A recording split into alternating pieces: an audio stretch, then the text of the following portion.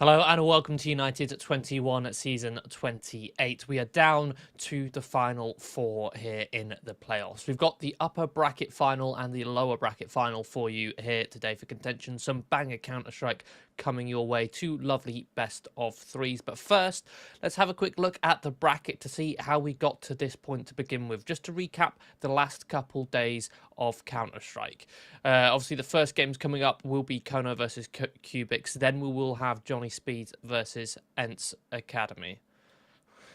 We'll wait a second before the bracket comes up, but just to top things off, Kono and Cubics, both teams who topped their group. Looking down at that lower game, we've got JohnnySpeeds, who also topped their group. It's ENCE Academy, who are the only team who didn't come first in their group, who have made it this far into the top four after making a little bit of a surprising lower bracket run for such a young Academy squad.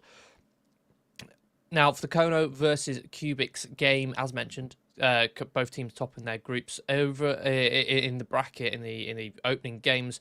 Kono managed to defeat Brute 2-1, and they beat Devils 1 2-1 as well. As you can see, there we go on the bracket at the top.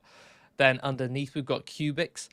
After coming out on the top of Group D, they 2-0'd Adventurers. Adventurers, the previous winners of United21, so a big victory there from Cubics, to then get a forfeit win against Inner Circle. So Cubics might not have been tested through this upper bracket quite so much as Devils won, although that being said, as mentioned, they did play the winner of last season, so a good victory there.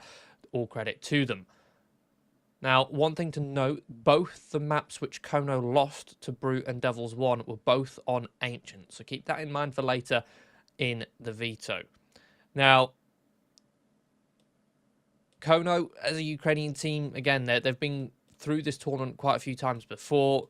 They're quite heavy hitters and a team to definitely look out for. And on the veto, already on the screen, is lovely to see here. We've got the Nuke and Anubis bans coming through.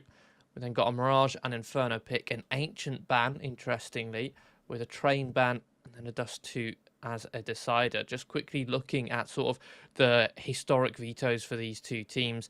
Obviously, Cubics don't have too many HLTV games to go off of on, so there's not too much data for Kono to look at. But simply looking at Kono's, they have been liking Ancient a lot recently in terms of their pick rate. Kono pick it a lot, but as mentioned, they've not had some good results on it in the upper bracket so far, so they've chosen not to pick it.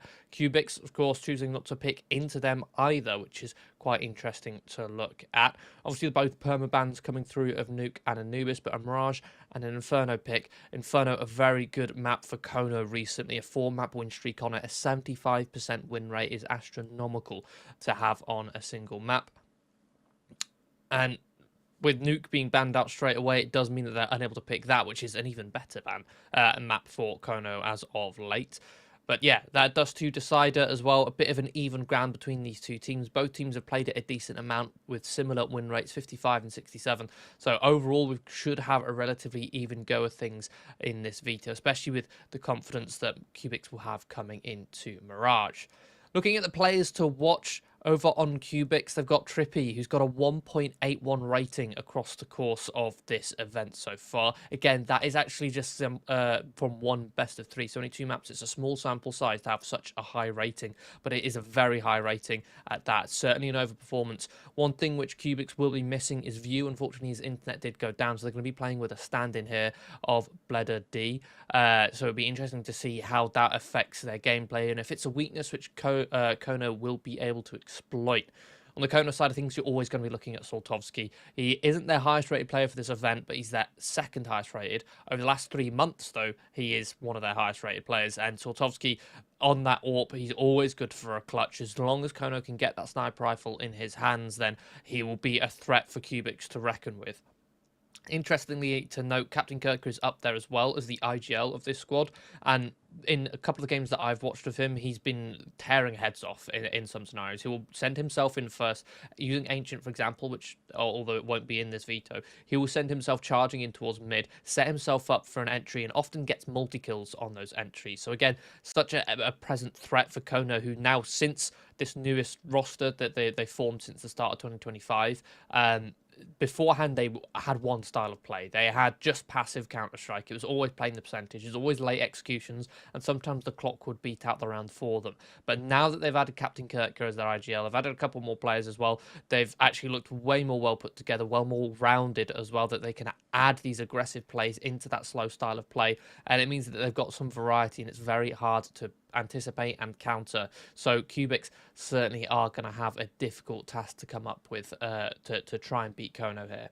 I'm not sure how long we've got left to wait for the serve. Again, we're waiting for that 9th or that 10th player to join. As mentioned, BO3 coming in to sub in for View. He'll probably be warming up, setting up his computer. So we will have a quick technical pause whilst we wait for the players to get ready on the server.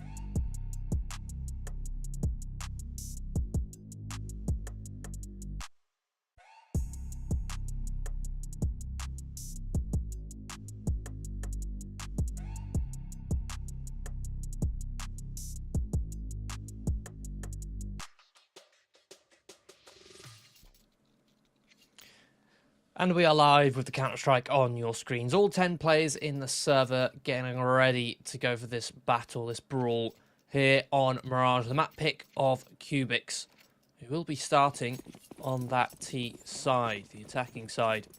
I'm going to be sending all 5 of their players towards this A side of the map. We've got a smoke and a molly on Gamezilla.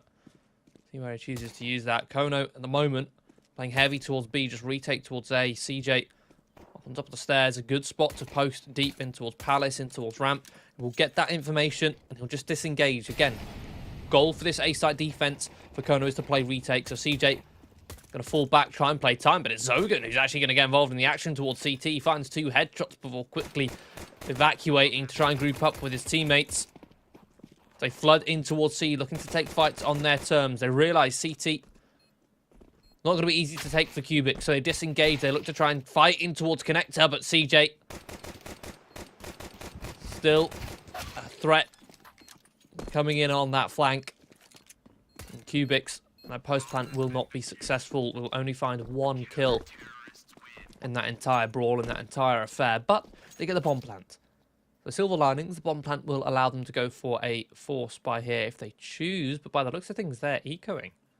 They're going for just a couple of deagles, using that extra $600 cash to afford some upgraded weapons, or upgraded pistols, but saving enough in the bank to be able to buy next round.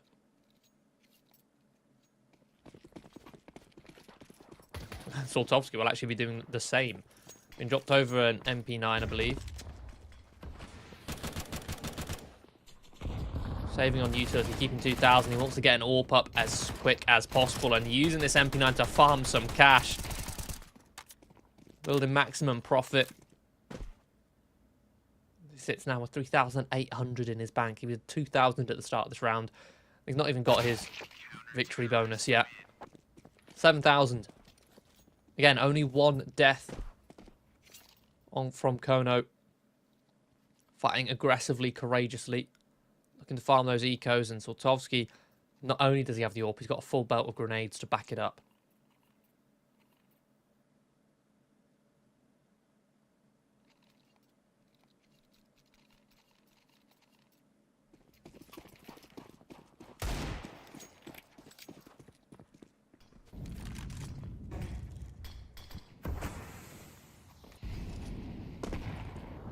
AWP going to be smoked off of window. You can see his reaction to that smoke is to deploy the molly towards the top boxes, but it doesn't land its mark. If it had landed, it would have flushed GameZilla out. It would have been forced to either fight short or fall back towards the top of mid, or burn a smoke to extinguish it.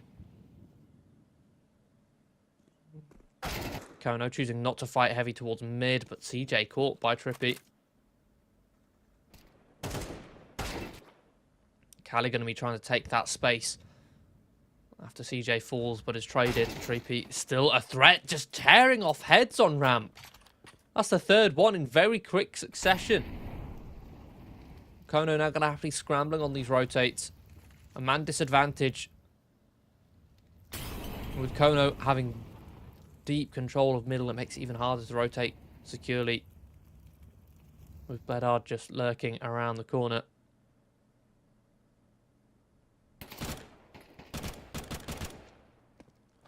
Captain Kirk at range will finally deal with Trippy. Oh, good adjustment on the Famous, looking for the third, but at least gets the information. Sets up Amster for the 1 versus 1, but GameZilla. Beautiful positioning. Isolates that fight over the top of the box. Or isolates the angle.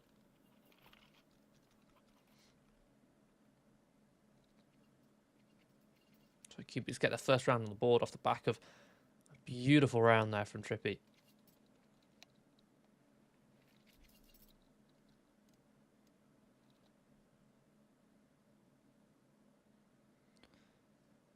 After losing only just one round, Kono ECF going to be taking a tactical pause.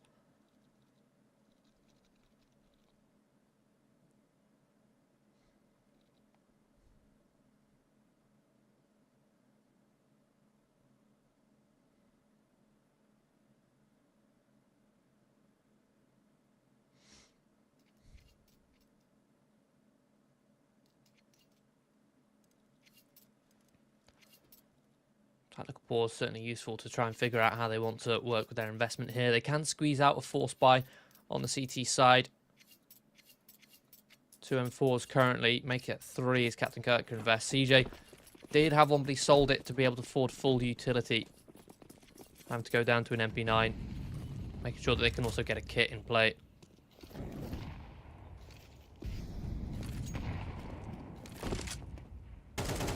Cubics will continue this 1-2-2 default towards the top of mid.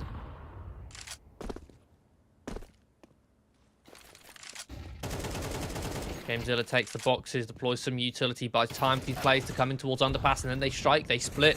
Really well timed as Kono look to try and fight mid themselves, and CJ can't even find the one on Cali dropping off. That's beautifully timed from Cubics. Kono, at that point, they decided, okay, let's fight in towards mid. Let's fight connector, fight short.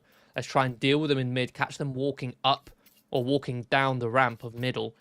And that's exactly when 2 players come out towards underpass. The timing, perhaps not entirely intentional, but that's kind of how the round is set up. From Cubics to split middle in case Kono were fighting for it. They could attack it from 2 separate points. Oh, the jump from underpass been spotted now. Kono full eco. be another swing in towards middle. And hello, 2 very quick kills with the USPs. Make that 3. Down into the 2 and 2. They've managed to trade out, and CJ's even picked up an AK. Bomb is at the top of mid. Cubics need to recover it. Trippy just walk underneath the catwalk. CJ unawares will be finished off.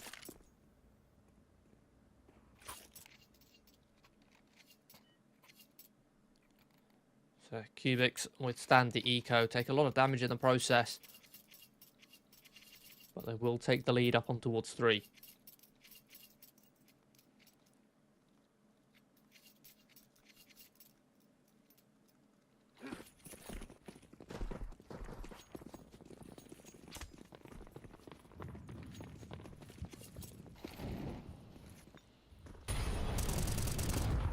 A lovely cap boost there from Captain Kirk. Allows him to see over the top of that top mid smoke.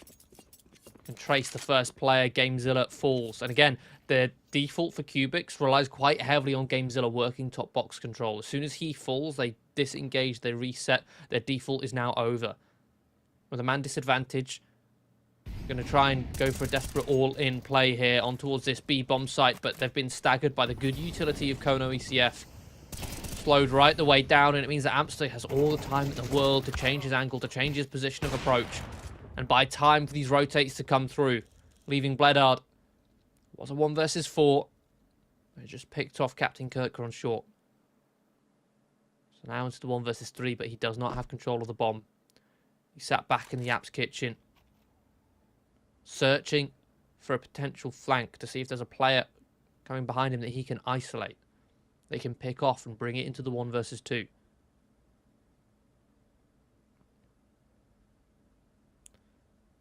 .40 seconds left. I think he's going to be committing to the save, just searching for a safe pathway out of danger.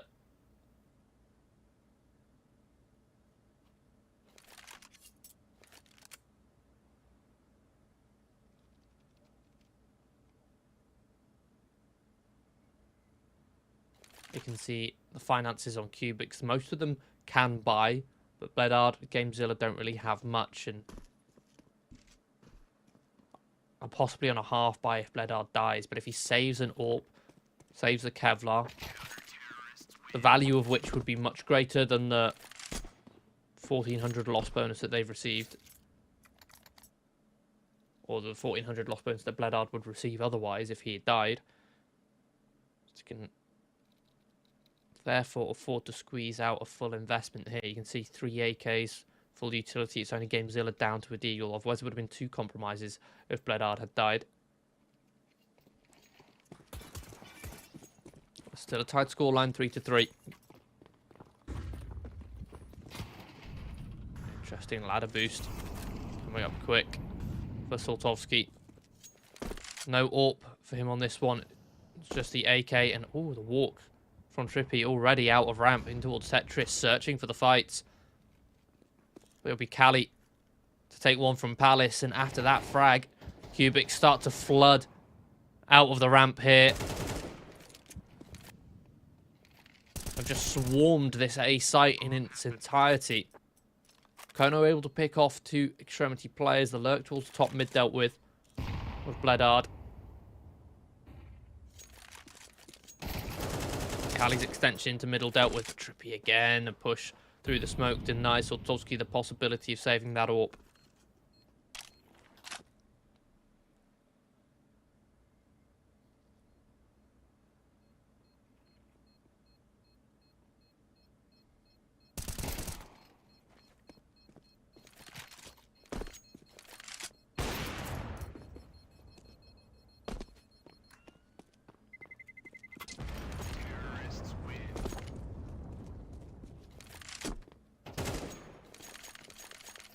Cubics always be a threat here towards this A site. It means that CJ and Zogan have to be really concerned about the possibility that at any point a Cubics player could just walk out of ramp at any point without any utility, without any early warning sign. Trippy could just walk out of ramp, take an aim duel, and one of those things already. not the player you want to be taking 1v1 fights against. This time from Cubics, we're doing a 1-3-1. Kono themselves on a bit of an eco. Soltovsky's been able to afford the sniper. I think that was saved over. If I remember rightly, that was picked up from the save of Amster. Cubics this time in a 1-3-1. I'll take mid control with window and connector smokes. Work their way up towards catwalk.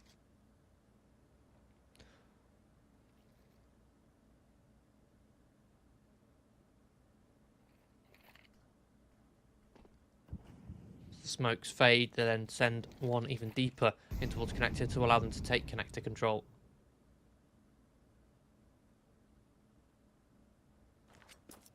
Now from here, they have connector, they have ladder, they have the possibility, the freedom to split either A or B. By the looks of Cali's positioning, they're going to be setting up for a B split. Grouping up 3 players in towards apps. You then have an extra player coming in towards short of Trippy to split it. And then you also have Gamezilla to cut off rotates or take fights early to try and pull a rotate away from B. And look at the shuffle that's been made on this B bomb site. You had 3 players set up towards B, but Gamezilla, by taking single point of contact, has broken apart the B defense.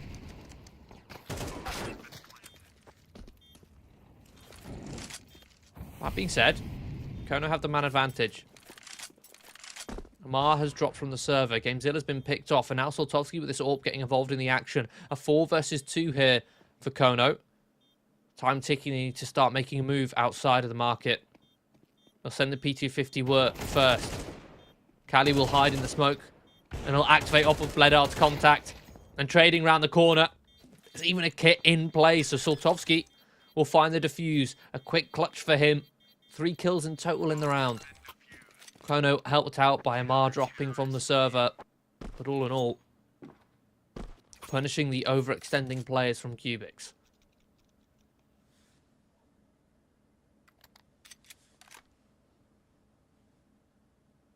Cubics who, perhaps due to the lack of information, the lack of utility thrown their way, anticipated this round to be a full eco, but in reality, you've got an AWP in play, an MP9.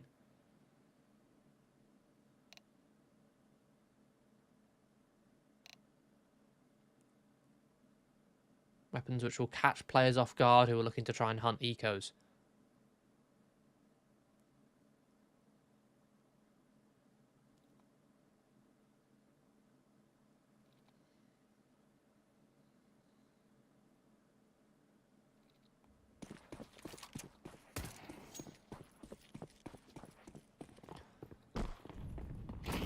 Now it's Cubics who are dealing with a broken bank. Amar and Trippy actually forcing up here. Trippy just runs back into spawn to sell his armor. Cubics just going to be trying to see if this AK from Amar can do any damage, and he does find a kill, but it's traded. It's a bit of a scrappy fight there towards the top of mid. Sloppy as well. Pistol players going out wide, swinging, taking 1-for-1 fights with the spacing not good enough to be able to take the fights together. Mar is only able to find 1 with the AK, Trippy 1 with the Deagle. So 2 kills isn't awful. But it's still profitable for Kono. They still build bank. Working with a very healthy investment here.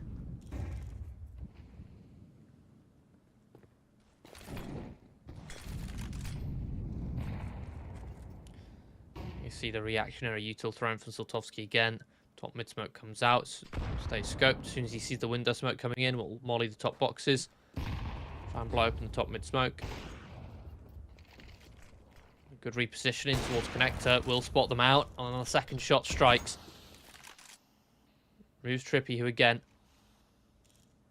big threat. Over on Cubics, but look at this space from Cali. He's walked straight through the top mid smoke and has flanked Soltovsky. Cubics playing this map with full confidence to take solo fights across the board.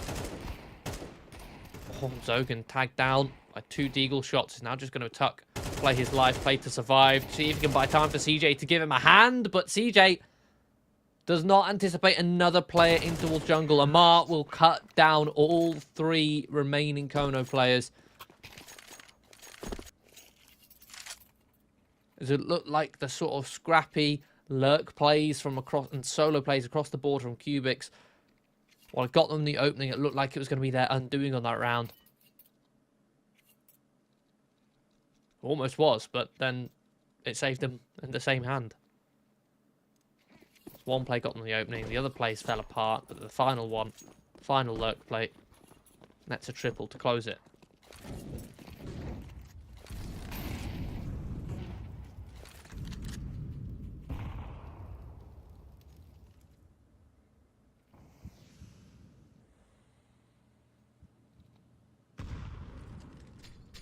Kono will force up 3 M4s, 2 MP9s, but very weak utility.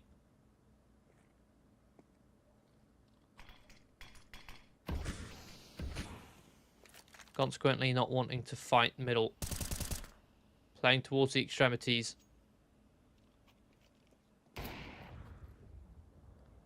Cubics will take the map control rather contently. And look at this play, Trippy. Just walk straight up connector. Easy headshot on towards Zogan. Through his own connector smoke. The disrespect that Cubics has for Kono right now. It's hard to deal with. I mean, you could already see Callie just walking out of ramp.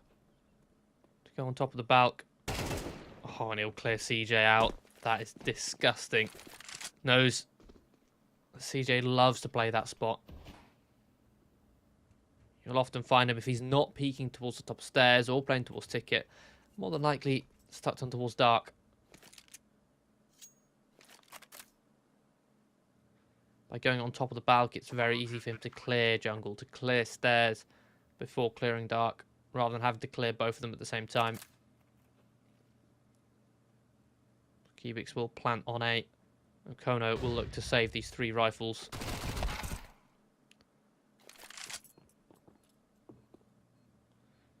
Cubics are hunting. They don't have great money themselves. They don't want to be throwing away too many players. But by the looks of things, they will.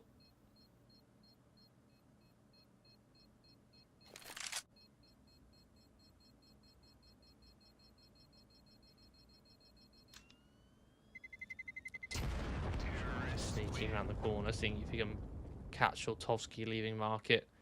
Soltovsky will be patient, sit in his position, doesn't need to leave.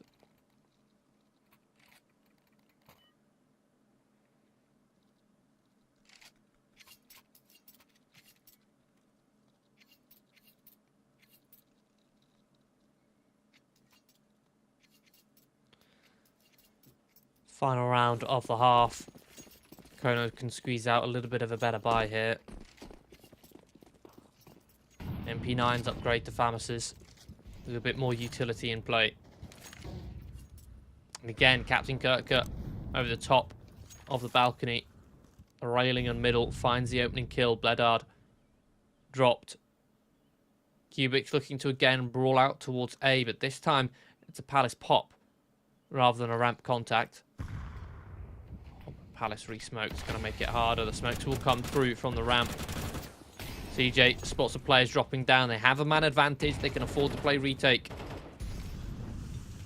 Regroup towards CT, but Soltovsky cut out in front. Bomb to be planted. Soltovsky punished by this flashbang. But again, trades back and forth. Trades go into the favour of Kono. Give Game Zilla in a 1v3 who will be overwhelmed by Captain Kirka. So a big 6-6 scoreline from either side as we sit tied at the half. And again, it's the players who were called out. Trippy, Callie, Soltovsky, Captain Kirka. The 4 of them at the top of the scoreboard. Battling out.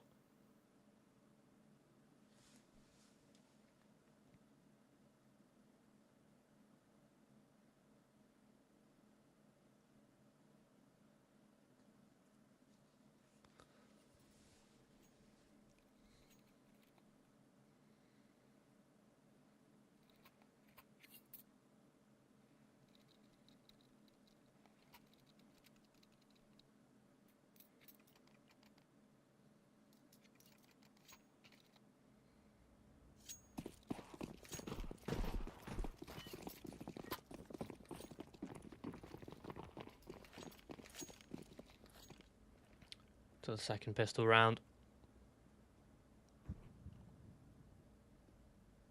Amster taking contact here on towards Balk. Amar will drop, spots them out. I think that's the bomb he spotted too. Kono will throw a smoke in towards window. I think he's realising that they were spotted so early. They're going to go for a double pump. They know that as that smoke comes through, it will pull or rotate in. So they wait for that rotate to fall away, and they have found that timing. Oh, but Gamezilla just tucked. Good for one. And look at Cubics. They're just swarming this site. But it's the Glocks that are coming out on top. CJ, 2 lovely headshots. Captain Kirka, the kill of his own. Leaves Trippy, the back sight. Aim punch from Captain Kirka will finish him off. Good patience, good composure from Kono, especially considering they were spotted. Rather than deciding to pounce straight away, they tried to let that site's defense reset. That's exactly what happened. You could see on the mini-map. The smoke was thrown out. I think it was Bledard, player number 5, ran in towards Market and was there on the B site, out of Market door. Kono then waited 5-6 seconds, and then Bledard started walking away, and that's the timing they hit the B-bomb site. That's a bit of a force buy here from Cubics, and they go for a mid-rush. It's not often at all that you see that kind of play. You'd see that sort of on an eco, USPs perhaps rushing mid, but 3 players sprinting in towards middle when they're on a force. I don't hate it. I always say when you're on these force buys, especially second round CT force buys, you need to be going for those gamble plays, to be going for all-in aggression or all-in gamble stacks. To give yourself an overload to compensate for the weaker weaponry. Your MP9 versus a 5.7, or MP9 and 5.7 versus an AK or a Galil, the rifles would win that out every day. But what about 2 5.7s or 2 MP9s versus 1 AK? That point then, you're in with a chance. Or a much stronger chance. Unfortunately, they lined up. It was an easy spray down for Kono, who now get to default and play the time against a weaker equipped and thinner CT defense. Bedard in a 1 versus 3. Might not want to go for this. Save his MP9, save his Kevlar. I can use those next round. Will be easier to use them in a 5 versus 5 than it will be in a 1 versus 3.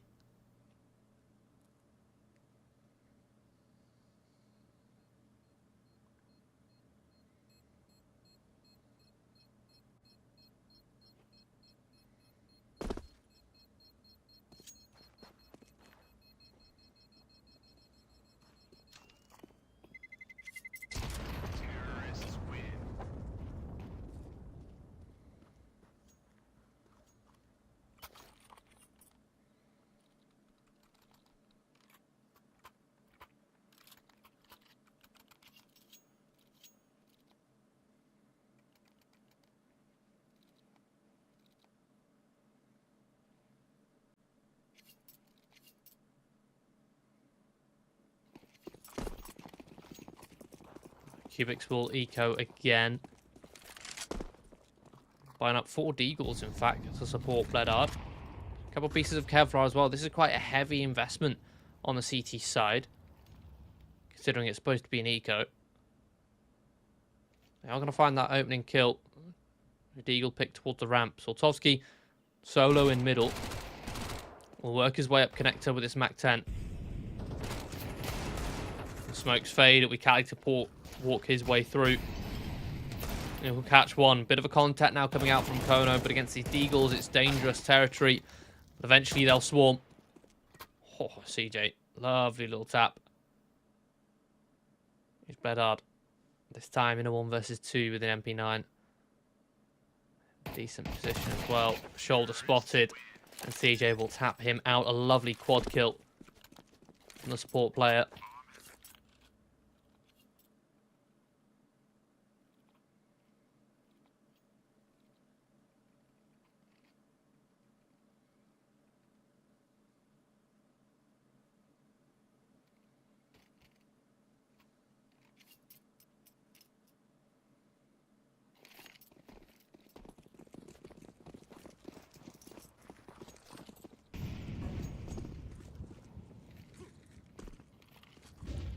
Kono with a 3-round lead, now setting themselves up for an A-site execution. Bit of util in towards middle, but look at this overload from Cubics. They're playing mid with nobody in towards connector. Oh, they found the timing. A rotate comes through from Amar, looking to group up towards B to give them some assistance. That's when the execution comes through. Bledard peeks through the jungle smoke, won't land a shot. Kali isolated on the site. At least find one before being traded. High risk here from Amar, playing on top of that ticket booth, and it's just being spammed. So instead of a 4 versus 4, allows Kono to work with a man advantage, and CJ takes matters into his own hands in towards CT.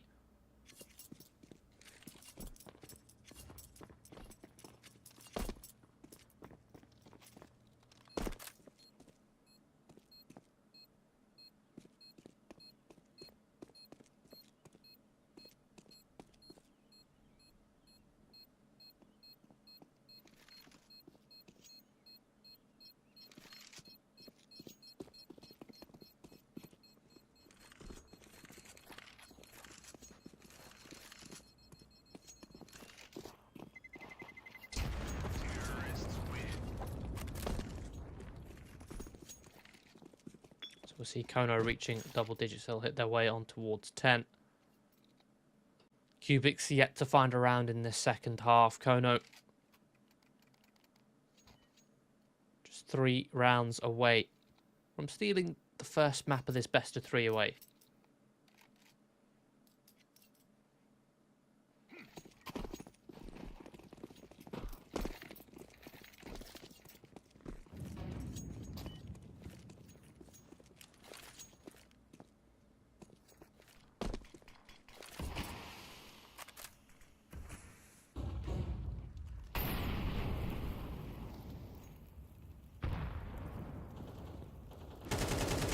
Kono going to be taking mid control, uncontested by Cubics.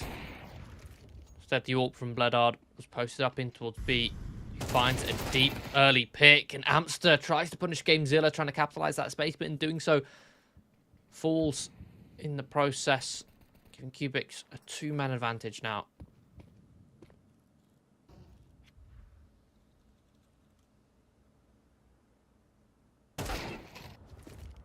Oh, Bledard starting to stretch his legs here with the AWP, and even lands a tag onto Saltovsky. A beautiful flash to push him back. Trippy will now start to hunt. Spots out Saltovsky towards the top of mid. Starts to chase him. Amar gets that information passed across. Dinked just about gets around the corner. Trippy still coming in underneath. Crosshair, Saltovsky ready to close it out. And there you go. AWP dropped, bomb dropped, damage done. In a scenario where Cubics would likely wanting to be trying to survive with as many players as possible. They still go for the hunt, but it pans out. Remove every weapon from Kono as Cubics get the first round on the board, and without a player falling, that is very good for their bank balance.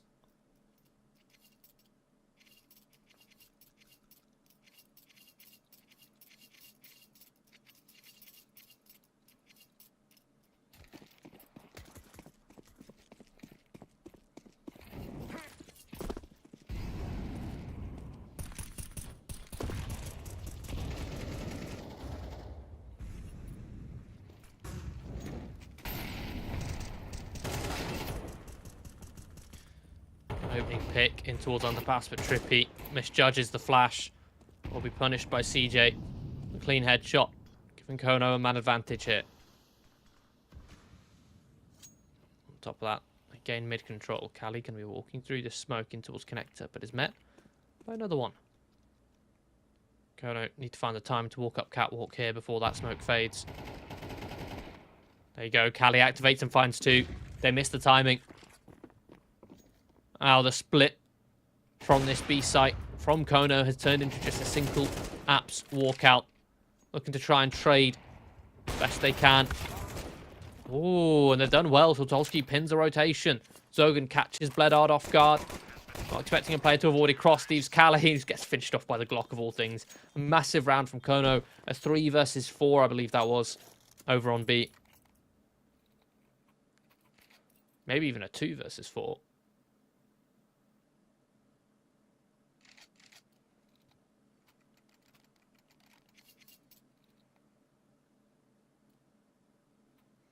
But again, Cubics, because 5 players surviving in the previous, they have the cash left over. So much so that GameZilla's going to get a secondary AWP in play.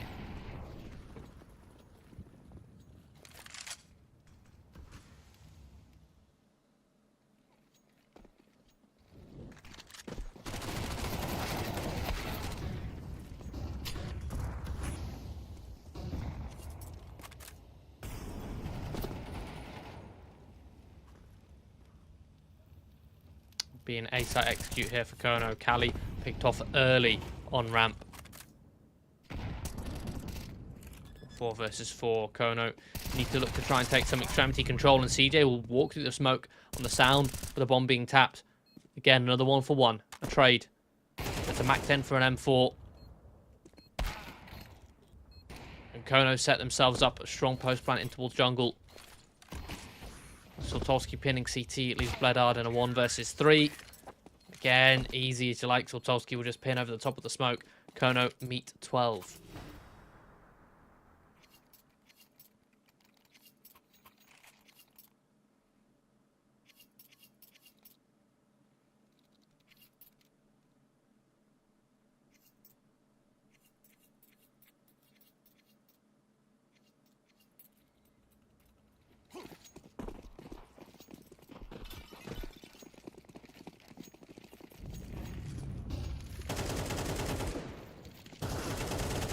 We have wide swing here from Kono. A big brawl, looking to just steamroll in towards middle, and steamroll they shall. Captain Kirker finds a quick 2. Soltowski deals with GameZilla's pin, or swing, should I say.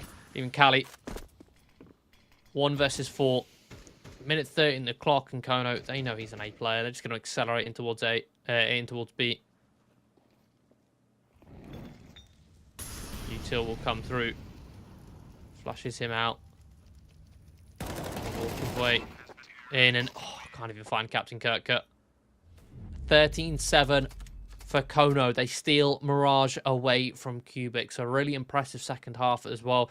Dominant on that T side. It was even on the first half, Cubics had some decent T rounds. They caught off guard that A site quite a bit, but as soon as the roles were reversed, it was all coming up Kono. The default a little bit more superior, and those A site executes worked really well against Cubics. And that does mean Kono will be 1-0 up in this series. We'll have a quick 11-minute break before we head into map number 2. So stick around, don't go anywhere. We'll be right back.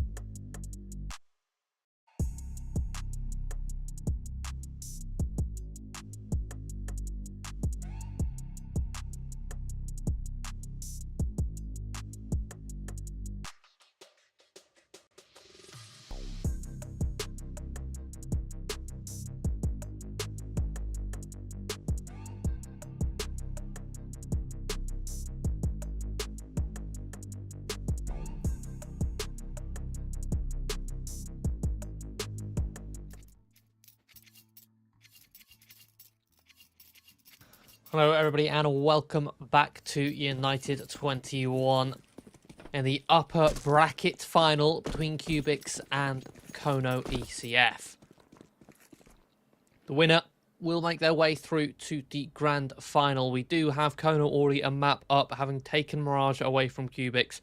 We're now moving on to Kono's home ground here of Inferno, looking to close out this best of 3 series.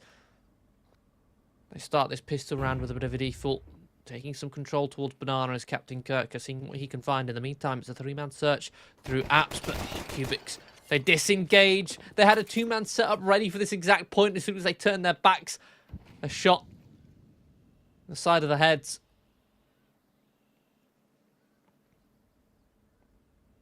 Now the A site is clear. Captain Kirk will hold down the Banana rotation. Shadow spotted, and will mow down both Kali and Amar, leaving Gamezilla. 1 versus 4, looking to ace this. Good adjustment on towards Amster. Julie's now in hand. And the bomb's not actually planted for any of the Kono players. Fortunately, Gamezilla does not have a kit, but he's been spotted out by Captain Kirk's flank. Eventually dealt with. So 1-0 to Kono. After they dismantle Cubics' setup. One thing to note as well in the last map, Cubics did actually have a stand-in on their map pick of Mirage. They have to work with Bledard instead of View over on the AWP. Bledard did have his moments, but I'm sure that Cubics did feel his presence was missing. So we're going to have View back in play here, and he's already going to start this second round with the Scout, sniper rifle in hand.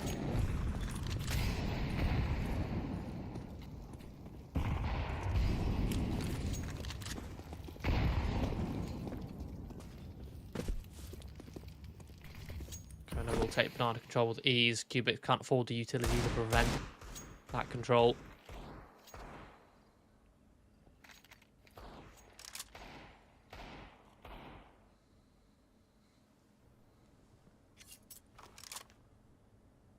Kono sitting back in their default, waiting to see if Cubics make any mistakes.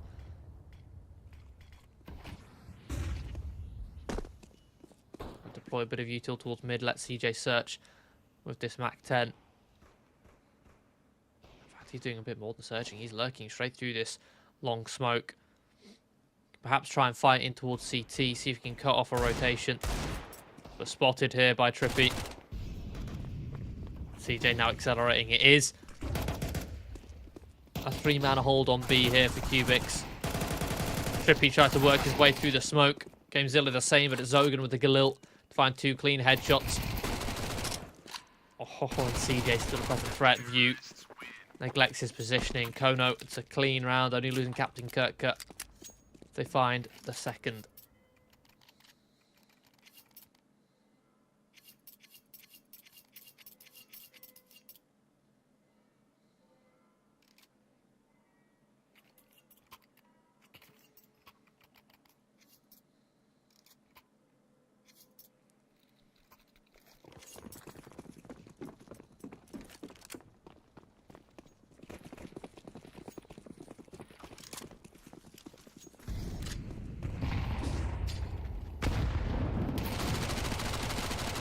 Be a full eco now for Cubics. Coupled eagles invested. Amar will actually find the opening kill. Some aggression in towards middle. Amster juggles away the rifles, but his back's still turned. This push still a threat from Amar. Pulls the trigger, but it's not a clean shot, so Amster will punish the miss. Kono will now just accelerate up and towards this B site where Amster holds the flank.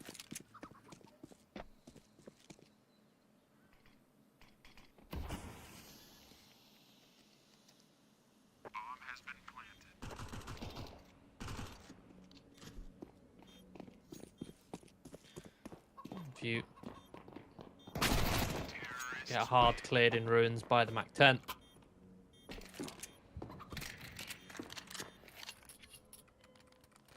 Round number 4. Here comes the full investment for Cubics. View even able to get the AWP out. Full utility, or a decent amount of utility at least on the rest. See how View chooses to use this AWP. Alexa set himself up with the sniper. Currently headed towards A. Kono. Captain Kirker contesting banana control again, this time with the Mac-10. It's very fast, but can't at least cleanly find the CT stood behind the molly. CJ will do the same with the Mac-10 towards Apps, and this time will be successful to catch MR. His view with the AWP is in a very precarious spot. The AWP is so difficult of a weapon to deal with players working their way out of Apps. And View's actually been dinked. No Kevlar. He's going to be easily finished off by the HE after being dinked. Kono will swarm the site. GameZilla walking around the edge of the smoke. Activates. Just not fatal. And Sortovsky will have him pinned with that AWP. Big round there from CJ, getting Kono the opening, and a really good adjustment from Kono after losing Captain Kirker to quickly fight towards A. And that reaction comes from the information that Captain Kirker gained. Captain Kirker rushing towards Banana saw 2 players towards sandbags and saw utility being thrown from the site. So he could say, look, there's 3 towards B. There's only going to be 2 towards A. Speed up towards A, catch the 2 players off guard whilst there's only 2 of them before Cubics rotate an extra player. CJ does that to perfection. Breaking the bank to Cubics, who are now going to have to work pistols again.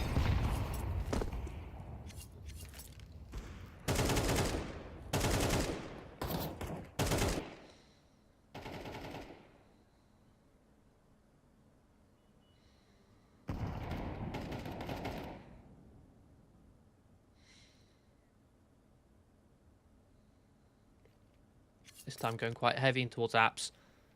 Seeing if they can catch Amster off guard. Amster's just going to be waiting patiently outside of Apps in a lovely spot. We can hold the entirety of the push. The question is, does Amar clear him? He does, but it's not an easy pre-fire, so he'll be punished and there'll be no one there to play off of him. If only there was a player in bedroom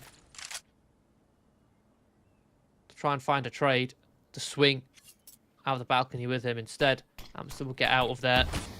Cubics, or rather Kono, sorry, will throw a double pump execution on towards B. They'll clear out the site with all the mollies. GameZilla start to try and hunt down Amster, see if he can find him. Lonesome. Amster more than prepared, more than ready for these fights at these spots, at these angles. Only be viewed to find one with the BT50.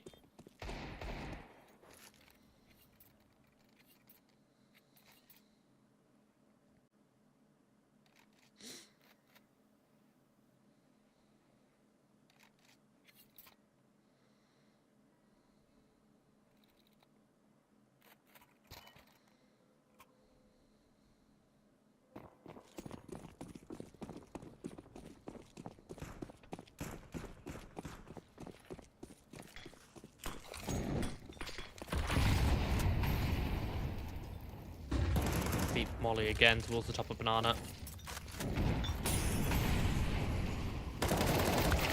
Counter util thrown from Cubics. But again, Captain Kirk is so aware, so conscientious about the potential push. And Amster, what an angle.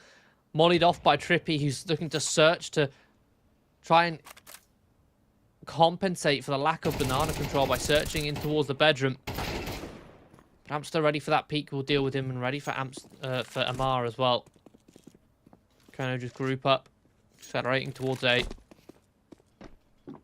He's viewing the clutch. This is just sheer dominance from Kono here on Inferno.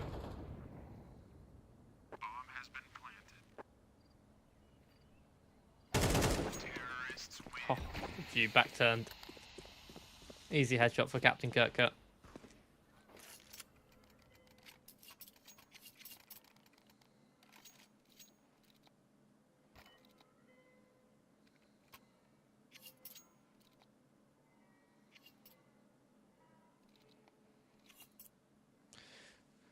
Cubics currently at the mercy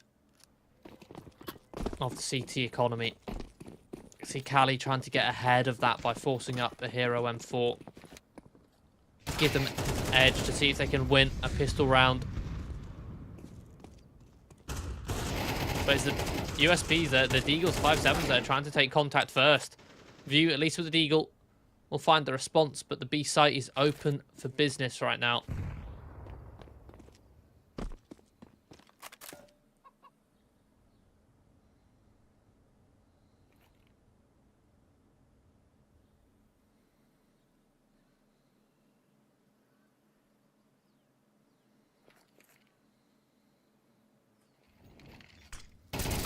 Holds an off angle in towards Pool. Even spots the shoulder of Captain Kirker, but on the wide swing, Captain Kirker finds him. Amster's just having a field day right now. It's 8-2. He's not top of the scoreboard, but like all of his kills, he's hardly having to work for. He just sat at the right place at the right time, punishing Cubics, pushing into him.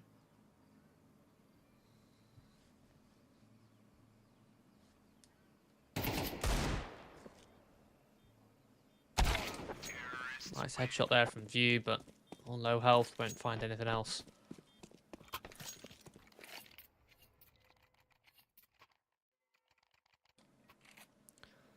And number 8, Cubics with another opportunity at a full buy here. Cali, despite forcing on the last one, will still have an M4 thanks to GameZilla dropping him. It'll be GameZilla who'll be taking the brunt of Cali's hero M4 on the last.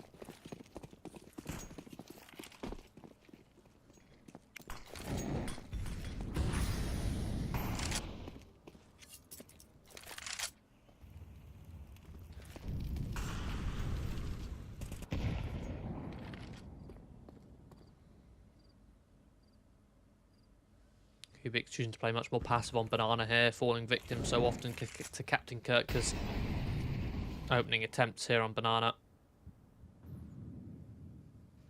So I'll play a little bit more reactively.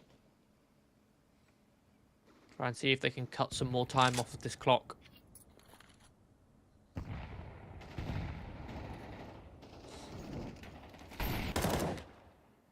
we go, the trades come through, they start to fight towards the top of Banana, and Cali will successfully find the 2-for-1.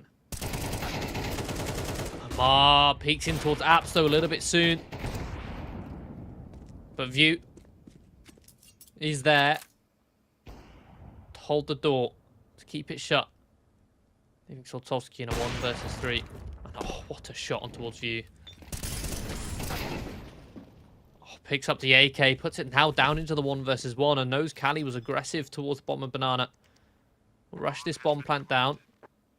Soltovsky concerned about Long right now. Back spotted. Cali has him pinned. Some unfortunate timing there for Soltovsky. Again, as mentioned, you know how good he is in a clutch. The fact he gets it so cleanly, down from 1v3 into a 1 versus 1.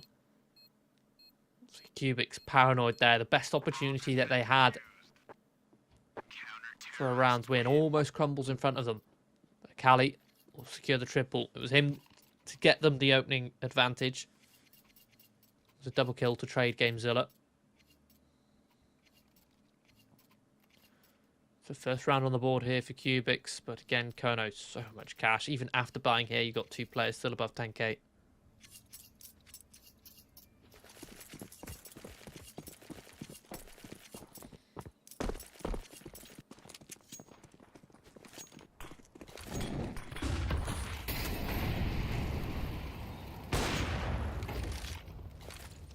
But it's Soltovsky, a change of approach for the pick opening attempt. Instead, it's the AWP from Soltovsky to find the first pick. But View starting to get a little bit more momentum here after having a nice double kill on the last round. He'll equalise player count into a 4-on-4. Oh, this smoke from Cali, that's dangerous. Kono still having vision now. They might even use that smoke to walk all the way up to the site. Captain Kirker currently has cover behind the smoke, and Cali makes a step in towards ruins. Very conscientious here from Cali, aware that a player could have timed him and gotten in towards pool. Captain Kirker will punish the reposition. To hearing the step, an easy pin, a molly in towards new box. That's the B site. Now in the hands of Kono. And a scrambled rotation, which Captain Kirker will shut down. Kono, another beautiful round from them to get them up to 8.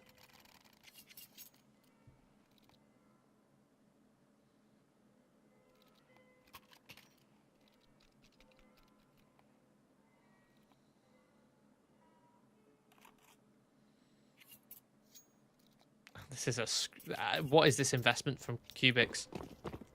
They're starting to get desperate here. Trippy has forced up, so has Amar. Gamezilla, Cali and View are ecoing, leaving cash in the bank. Those players may be able to buy next round, but Amar and Trippy won't unless they get a kill on the MP9 each. They're starting to get aggressive in towards Banana. Again, Captain Kirka, another opening. Finds a safe haven in towards the flames, the broom cupboard.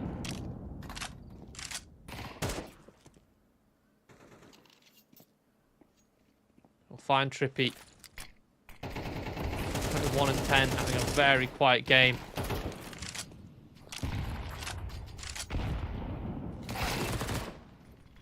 Peek from Amar over the top of the balcony, catches CJ. 4 versus 4. Kono have left Banana, they're focusing heavy towards A. But View gives up the fight.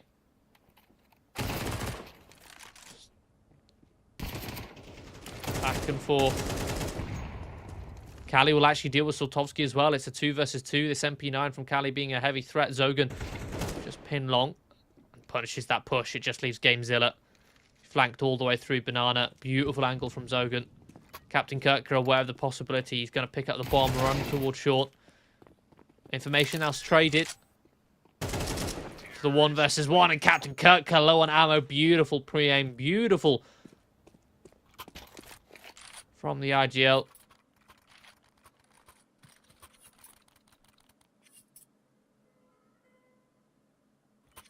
Puts Kono now on 9. They weather the storm of the MP9s.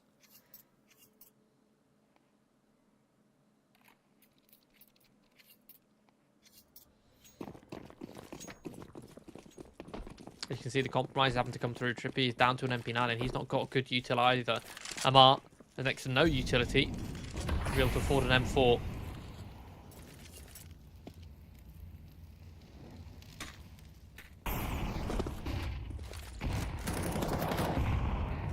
HE stack, the utility finally works out for Cubics. A much better hold, but CJ just going to charge through to find a trade.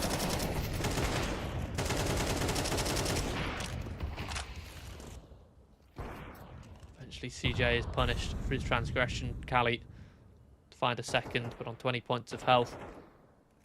So easily fall away. Oh, and Amster peaks, but as he spots the shoulder, turns around, so Trippy will find his second kill of the map. 2 versus 4. Zogan catches Amar's aggression. Sultovsky still pinned here at the top of mid, but this is a difficult angle to deal with MP9s. With an AWP. Have a Tech 9 in play. Sultovsky will look to just group up with Zogan. Working his way in towards apps. Trippy catch the timing. Oh, no, they spot one another. Trippy falls back to the site. Zogan knows there's a limited amount of spaces or positions that Trippy will play with this MP9. Knows he's just going to be playing underneath the balcony, trying to play the close range angle, so easy headshot for him. Very predictable spot. And Sultovsky will pin this rotation on short. They know it's a threat. There's been no rotation through towards long whilst they were taking that fight, so there's no short. It's a likely point of attack. His View. 1v2.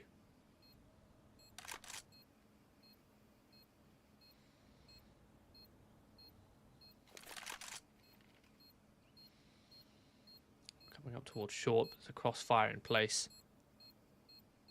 Time ticking. Zogan will catch the timing, taking the peak on his terms. That's another 2 versus 4 from Kono. If they pick apart Cubics. The push from Amar completely unnecessary towards apps. Gives Zogan a pathway in. Compromises that A-site defense.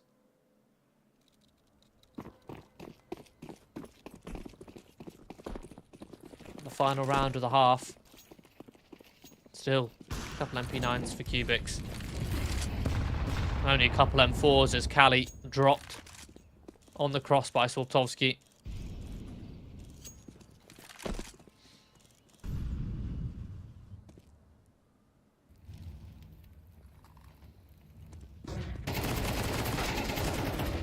Big flash coming in, but CJ plays anti. Captain Kirk may be fully blind, but he's still able to get the kill. Scrappy spray. GameZilla with the MP9 is going to be able to get 2. Sortovsky catches the flank. Trippy left alive in position known, and this molly is going to have to wait out another 7 seconds or push his way through. Push his way through. That's audio cue heard. Sortovsky now is just going to play on the new box, playing off Captain Kirk's contact, who tucked into the pool, and Captain Kirk is actually fully tucked. Takes the fight on his own terms. Trippy can't deal with the setup. 11-1. This is sheer dominance from Kono. I mentioned Cubics. The only test they had was Adventurers here in the playoffs, having a forfeit win in the semis. Having a hard-fought win against Adventurers.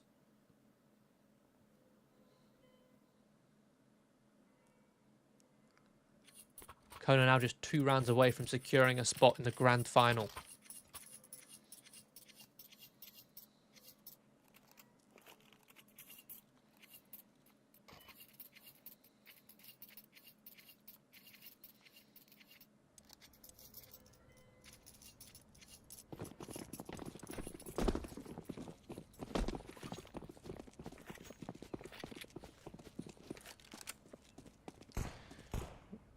Double Julies over on Kono. Cubics backs are seriously up against the wall now. They need to win this pistol. Captain Kirk are even playing anti-flash. It's so calculated from Kono, where every play coming their way, and they're just winning every single fight here. It's GameZilla pinned in towards the logs, overwhelmed by a 2-man push on the banana. Kono reach 12.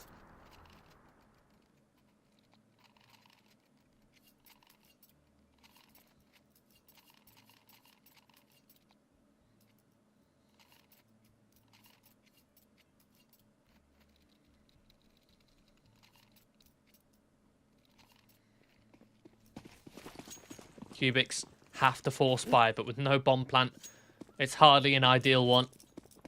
We've got Deagles, a Mac 10. Oh, the HE already to soften them up.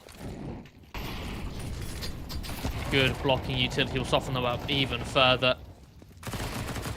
These MP9s now look to just farm and pick apart Cubics one by one.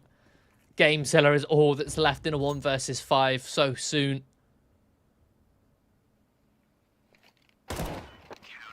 Sortovsky will finish him off. 13-1 there on the second map. That is sheer dominance from Kono.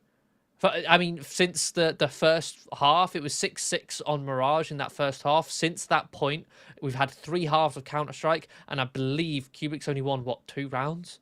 In that entire time, Kono really turning it up a gear there. Everything they did was calculated. It looked like they couldn't put a foot wrong. Every single counter which Cubics tried, it seemed like Captain Kirkwood was ready for it, especially on Banana. Even that pistol round where he just sat anti-flash. He sat holding the angle, and then he just turns, anticipating this flash coming through. Perhaps maybe he heard the flash, I'm not 100% sure, but it just looked like every single round, time after time, every play which Cubics tried to play, Kono were ready for it. They'd anticipate it. And it's not like they had some sort of presence of mind to be able to read everything. They read the actual plays, the counters, the utility that was coming through, and it was very, very dominant. It's unfortunate, of course, for Cubics that they did have that stand-in on map 1. They were missing View, and he did have a little bit of impact coming into Inferno once he was getting going, but you could tell he was a little bit more uncomfortable on that map. Now, the second game of the day, which will be JohnnySpeeds versus ENCE in that lower bracket game. Or before I head on to that one, obviously, it'll be Kono moving through to the grand final. We'll then have Cubics going down to the consolidation final. But we need to find out who Cubics will be playing tomorrow. And we've got to find out with this battle between JohnnySpeeds and ENCE Academy later today. We do have quite an extended break, as you see, 180 minutes. That's about 3 hours before we have our next best of 3. So make sure to tune in 3 hours' time for another banger game in the lower bracket final. We'll be right back for 3 hours.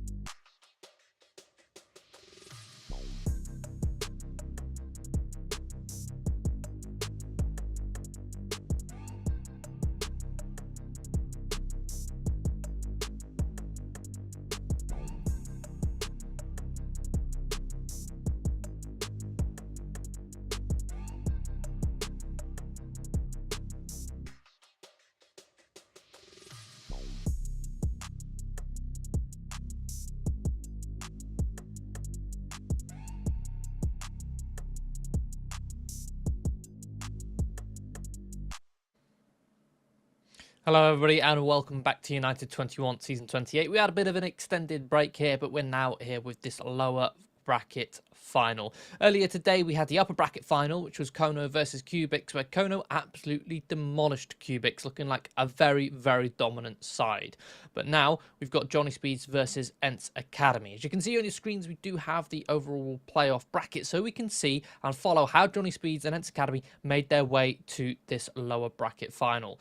JohnnySpeeds themselves, similar stories for both of them. In fact, started in their upper bracket, of course. Both of them immediately went down to the lower. JohnnySpeeds losing to Devils 1 and ENCE Academy losing to Inner Circle. Then throughout there, they managed to beat their way through the opposing teams. Each, as well, JohnnySpeeds taking down Inner Circle, beat ENCE Academy taking down Devils 1, who beat JohnnySpeeds, almost trading, getting revenge for their opponents. ENCE Academy, though, they beat Adventurers, who were the #1 team, the winners of last season. That being said, it was a forfeit win on map 3. So take what you will from that one. ENCE Academy, obviously, hard-fought win to be able to get it that close against Adventurers, but obviously a third map being a forfeit win does kind of give it an asterisk there. Now, looking at the veto for these two teams, I think JohnnySpeeds have changed their permaban recently, and they are shifting a little bit more towards train, especially considering ENCE Academy like to play it, although ENCE Academy haven't had a great wealth of success on train recently. JohnnySpeeds will be banning it out regardless. We then have Inferno being removed from ENCE Academy. That's their permaban. They don't play that map. Mirage then coming in as the pick for JohnnySpeeds. Very comfortable map for them, their perma pick, as it were. The same for Nuke on ENCE Academy. Both teams picking their preferred maps. We then have Anubis and Dust 2 being banned out, with Ancient as a decider, a shared map between both of them, to give us quite an entertaining battle coming into this lower bracket final. The stakes on the line, it is elimination. The loser is out in 4th place. The winner goes through to the consolidation final, where Cubix are sat waiting in the wings. Now, the players to watch out for, in my opinion, on this best of 3 in particular between these two teams, obviously on JohnnySpeeds, it has to be Draken. He's posted a 1.44 rating across this event so far, at least across the playoffs, which is much better than his last 3 months, a 1.27 rating. Even then, that's a very high rating to have over the course of 3 months. I believe he is the IGL calling around his own plays here on the AWP, so that does lead him to be a little bit more impactful. Over on ENCE Academy, it's Too High, who has a 1.38 across this event, who is overperforming drastically compared to his 1.05, but a high impact player nonetheless. Without waiting a moment, we're going to be heading straight into Mirage, a map pick of JohnnySpeeds, and they're actually going to be starting on the CT side. We've seen ENCE Academy picking and choosing the T side of this map. We are going to be having a heavy B leaned for JohnnySpeeds, playing retake towards A. Draken in window, holding down mid on his own, and he's just going to tuck in towards the left-hand side here, just to make sure that nobody can walk in towards connector, but he has been smoked off. ENCE Academy looking to split. Need to control. Schwartz will be creeping up connector first and foremost. Smoke. Missed smoke actually in towards jungle, but the molly will do the trick, pushing back Draken. Slapek will search for info on towards short, but met with a heavy resistance of 3 players. This play from ENCE Academy has pulled a heavy rotation and bought space for these players to come towards short, but a quick rotate from Liam and Shine will shut down ENCE Academy, a long distance to run from short to the site itself. Schwartz just listening out for rotations here, holding them in towards jungle. Oh, beautiful shot. Cheeky tap onto Too High. Schwartz now needs to activate. And JohnnySpeeds just happy to play passive on this back line in towards CT spawn, as ENCE Academy spread themselves a little bit too thin, removing all tradability.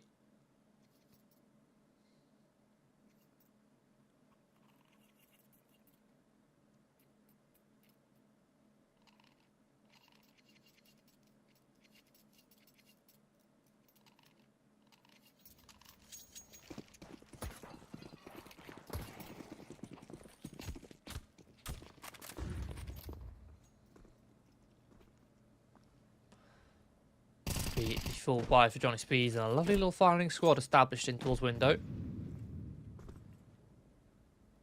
ENCE Academy on a full eco after losing the pistol. It's 5 Glocks, 1 flashbang on Schwartz. Going to start off slow. Not going to rush into things, see how far they can creep up quietly.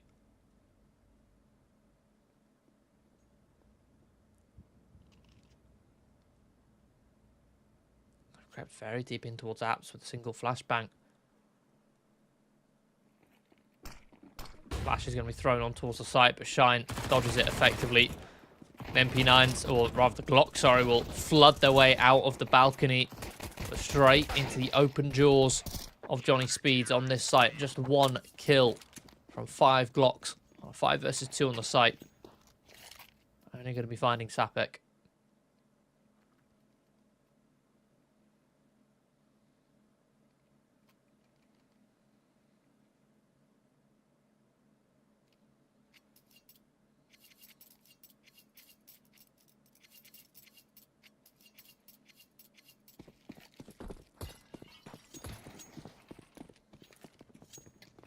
Round number 3, we'll see the first gun round out to play for ENCE Academy, but immediately Schwartz is down. It's a full belt of utility on the floor.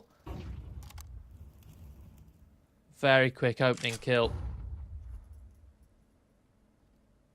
An early man advantage for JohnnySpeeds, and early map control as well. Sapek still playing behind these top mid boxes. Plenty of time on the clock, though. ENCE Academy aren't going to rush into things with a disadvantage. They're going to see him wait if JohnnySpeeds make a mistake and give up this 5 versus 4. But JohnnySpeeds are happy in their setup right now. 2 doubled up towards the B apps. Got some very forward positioning in middle. Trusting Rolf on towards stairs. The spot between ramp and palace.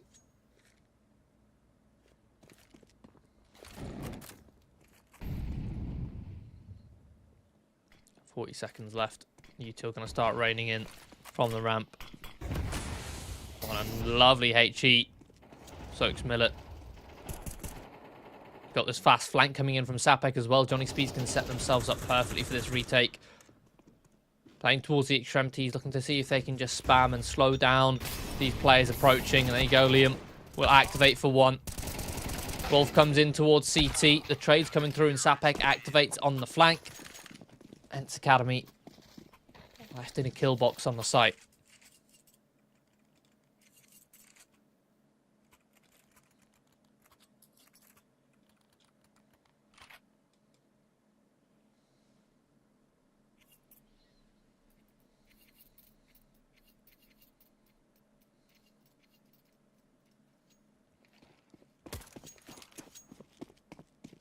Academy have to go down to a pistol round here. The built-up loss bonus does mean that they can afford to go for Tech 9 and Kevlar, staying around 1,500 per player. They'll still be able to get a full buy next round on the T side. Going for an all-in play very early this time. The flashes are very good from too high. Roll fully blind, unable to get anything with the M4. Man advantage for ENCE Academy slips away thanks to a HE.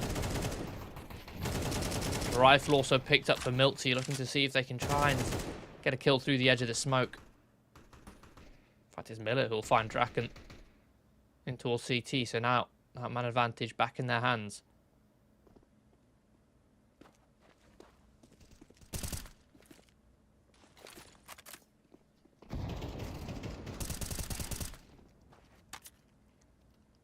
Smokes fade, bomb planted, too high, court exposed. Miller still with only a Tech 9. Softened up further by spam. Smoking towards jungle. Does funnel the CTs to try and fight over towards stairs. It's an easy angle for Miltsy to hold. But nothing fatal. Shine not clean on towards Miltsy. The smoke actually allows Miller to isolate 2 separate fights into the 1 versus 1. Low on health.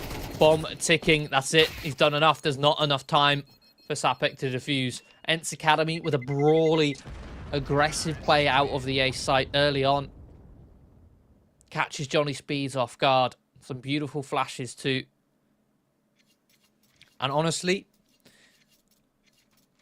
this is the kind of Counter-Strike I want to see ENCE Academy playing. If they want to try and take JohnnySpeeds down here, I think JohnnySpeeds are probably the favourites for this series. They've got a little bit more experience on their shoulders across the board. I mean, just with Draken alone, there's more experience than the rest of the players combined, to be honest.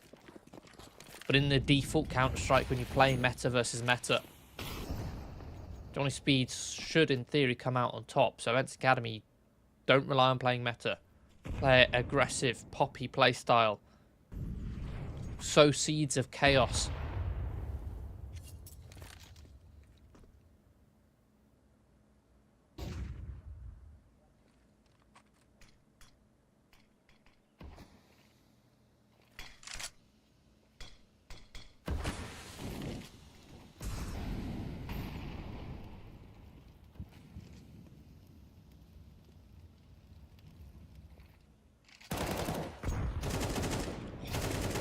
Back under the cover of the catwalk smoke, able to pick off Milty, but Miller there with an equalising frag. And that's the A anchor of Rolf taken down in connector. That should alert Teme towards the ramp to start activating, and he is slowly creeping his way out, but he's not been able to activate. His teammates have all fallen in towards middle by the time he gets out.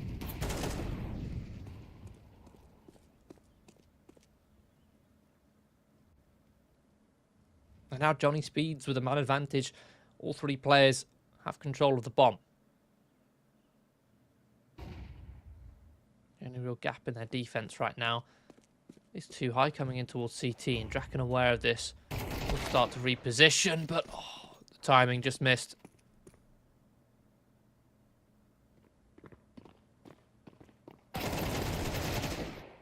Jump out the smoke.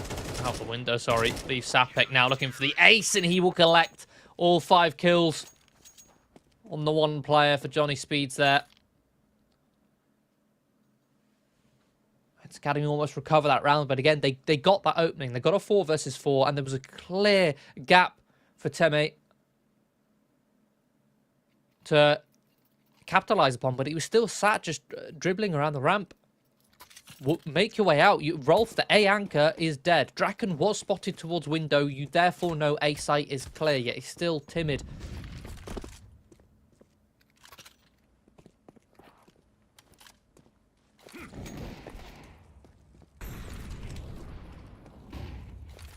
Miss Molly there for Shine. There's only one player surviving for JohnnySpeeds. They've not been able to build up their bank. The deaths are eating away at their cash flow. So even though winning the last, they are working with 1 AK, 1 AWP, 3 MP9s. And very weak utility. On the bright side, ENCE Academy are on an eco, so JohnnySpeeds have the opportunity to build a bit more bank here.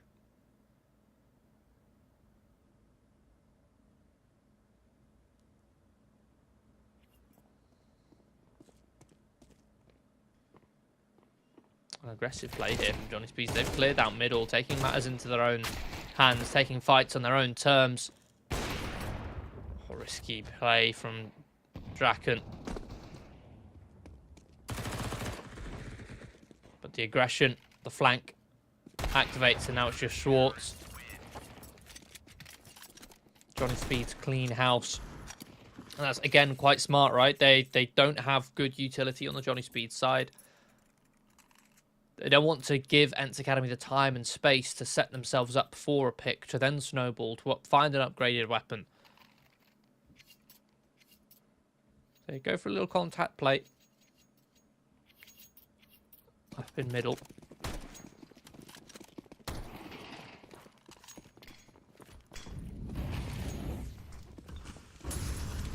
More mid-aggression coming in here. Sapek using the MP9 to the best of his ability, but it's not clean whatsoever. Schwartz will finish him off, and there's no players ready to capitalize or make use of that aggression from Sapek. Instead, ENCE Academy are now just snowballing straight up towards the ramp. Rolf a lot on his plate there, and to me, this time the patience pays off. Not walking out the ramp too early, knowing that Rolf's still alive in that situation.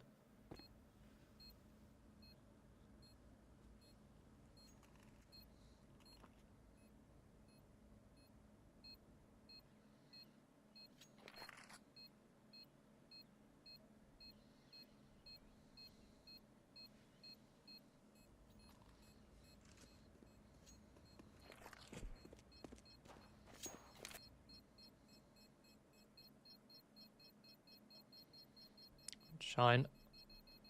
We'll just look to save Kevlar and MP9.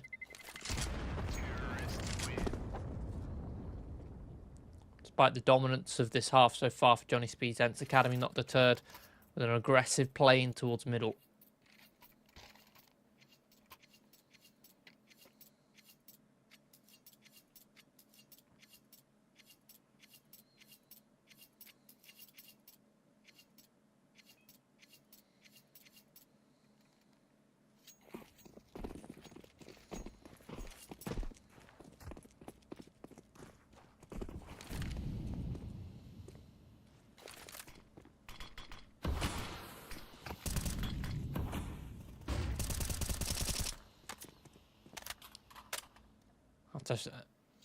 A display of dominance on the last round. They play middle a little bit slower and JohnnySpeeds respect it. But Liam holding down connector, deals with the first play of Schwartz. Will he be prepared for the second lurk of Milty to come through? Yes, he will. Fully focused, fully attentive.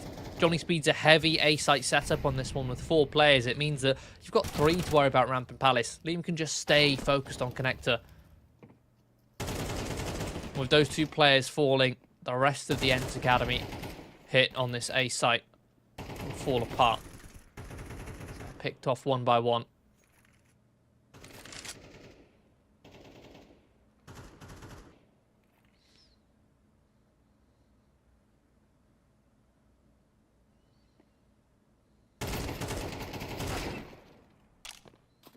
Too high, trying his best to at least find something from this round. Found a couple kills, so a little bit of damage. Time on the clock. See if he can reset, maybe find another kill. If he does, that will be very damaging to the economy JohnnySpeeds. And will possibly be worth him going down as well. But I think he's just going to elect to save here with 15 seconds left. Doesn't want to risk going down after the time.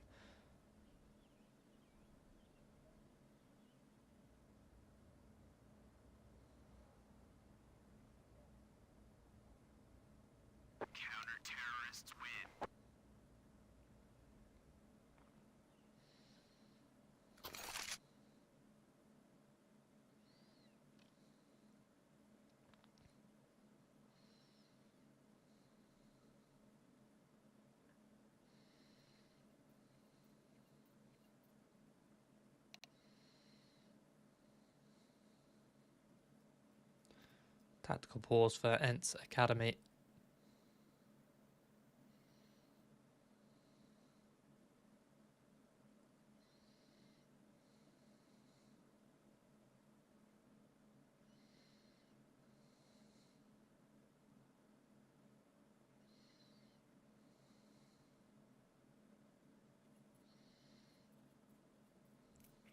Giving some time for Coach Whitey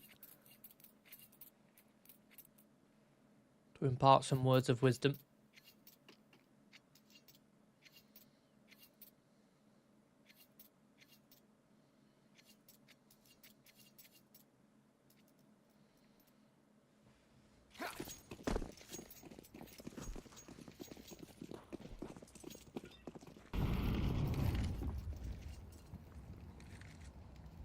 Again, ENCE Academy realizing the first round of success they had was a heavy, aggressive A-site setup. In fact, the only 2 rounds they've had success is very fast played towards A.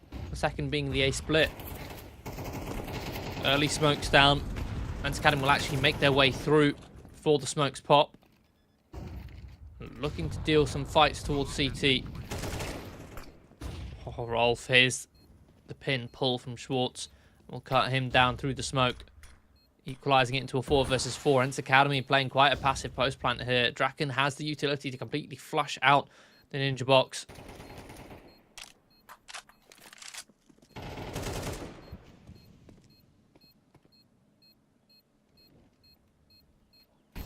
Made their way in. The molly will flush Miller out. He's not able to find one. Milty has to force the fight. Time ticking on this bomb. There's only one kit in play on Shine. He's going to stick this bomb. Missed shot from Draken. Just has to try and play for time. He's done just that.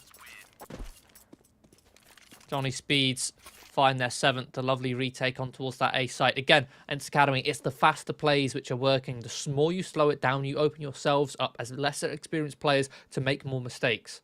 So if you play a faster game, there's less time for you to make a mistake. So I want to see some more aggressive, fast plays from ENCE Academy. They did slow it down in the mid-round as soon as they got the site. They seemed almost scared to try and find a post plant in CT.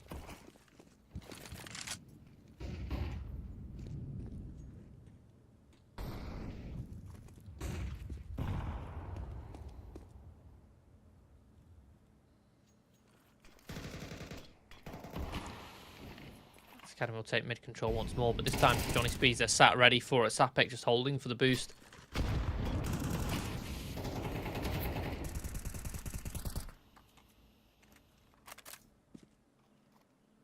Demon Rolf playing in towards connector. Finally, Timmy starts to get a little bit more curious towards the ramp, but again, his teammates are falling in the process. Completely missing the timing. They lose too high again, overwhelmed in towards connector. A lovely mid hold from JohnnySpeeds. ENCE Academy struggling with this heavy lean towards mid. You have one towards short, one towards window, two towards connector.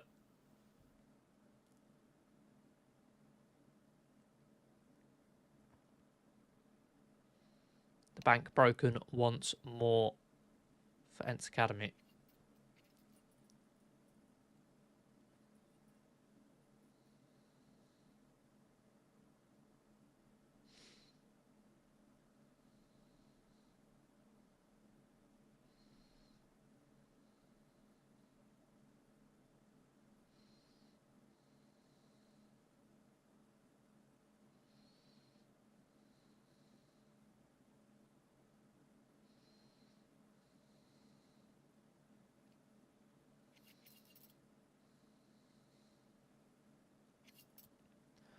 ENCE Academy will go for a half investment. Again, it's pistols, Kevlar, Schwartz able to afford a little bit more, going for the hero AK.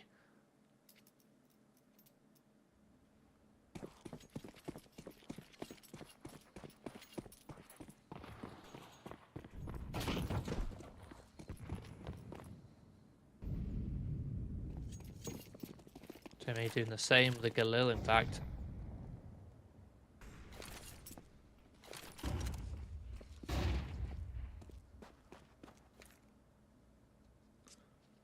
Milty flashing his way in towards mid, trying to make the solo presence. Sees that there's no resistance, so he should be able to alert his teammates that it's a heavy site focus. And then A execute fake is thrown in, but Draken posted deep with the AWP will get information of the incoming B hit early on. ENCE have to cancel.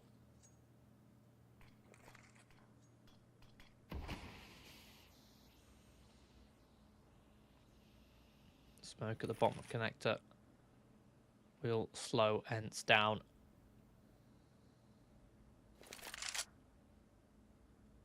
Sapek just sat holding for any potential window boosts. He'll take the timing to peek, catches them back turned, good for one. That's when the connector play and the short play will come through. Milty just having to play aimbots 3. Lovely quick kills in quick succession to try and set a Miller here for the 1 versus 2. But now spotted out on this A site.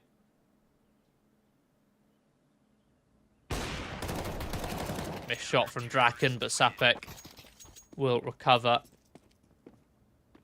JohnnySpeeds continue their onslaught up to a 9th. It's going to the final round of the half.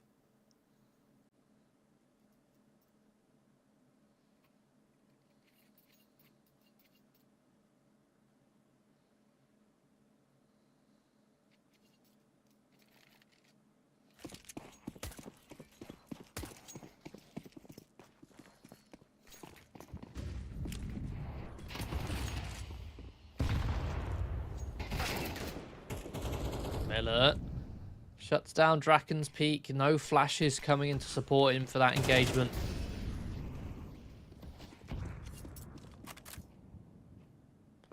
So an advantage now for ENCE Academy. But again, how do they utilize it? Setting themselves up for a bit of an A split here, walking their way through connector. They'll actually go straight through the connector smoke. Sapek is literally sat on top of Miller. The smoke fades. Easy tap. Crossfire held with Rolf. They'll find 2 quick kills. And again, the A-lurk. Timmy just fails to activate.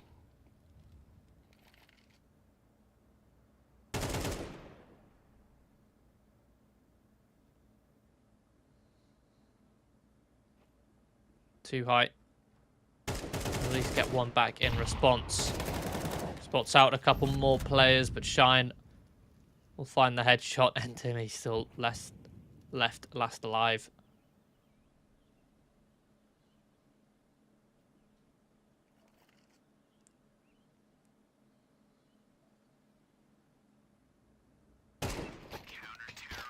Easy execution from Liam. And again, the issue for ENCE Academy is on these slower rounds, Timmy on that A-lurk, he's 3-11. He's playing so timid. JohnnySpeeds are not respecting the possibility that he could walk out A at any time, because they know he's not going to walk out at any time. Even at the moments where he's had the opportunities to walk out for free, he hasn't. So JohnnySpeeds just stay focused towards mid. They just sit and wait for the pack. They wait for the central attack to come through, because they know that Timmy's not going to activate before that.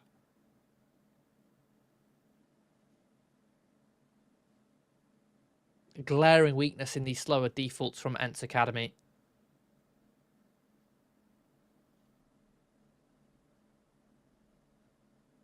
Even when ENCE Academy have the information that the A site is clear, he still doesn't activate. Doesn't come in to try and support his teammates to alleviate pressure for them, instead focusing on trying to find the timing. Even then, when he's trying to find the timing for himself, he's not there, he's not taking it.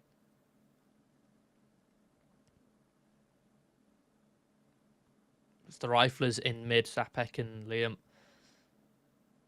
Towards the top of the scoreboard for JohnnySpeeds. See if they continue that momentum in the second half, with JohnnySpeeds only 3 rounds away from winning their own map pick.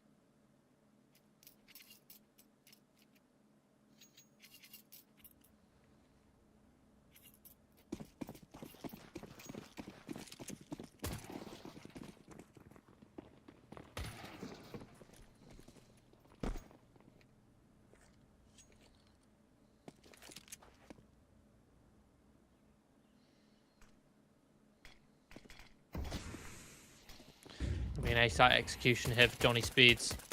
Miller will at least pick off Liam through the smoke.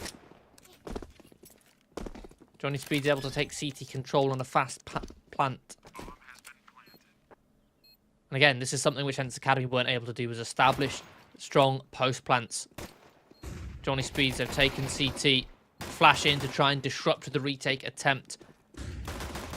We'll go 1 for 1 and fall back, but a beautiful CT flash from Timmy. We'll trade it. We'll at least find one falling back. And oh, beautiful shot from Miltsy. It's onto Shine, but no Kevlar. Easy body shot finish off. ENCE Academy will find their 3rd round after a successful A-site retake. JohnnySpeeds with that bomb plant. Maybe tempted to go for the force buy here.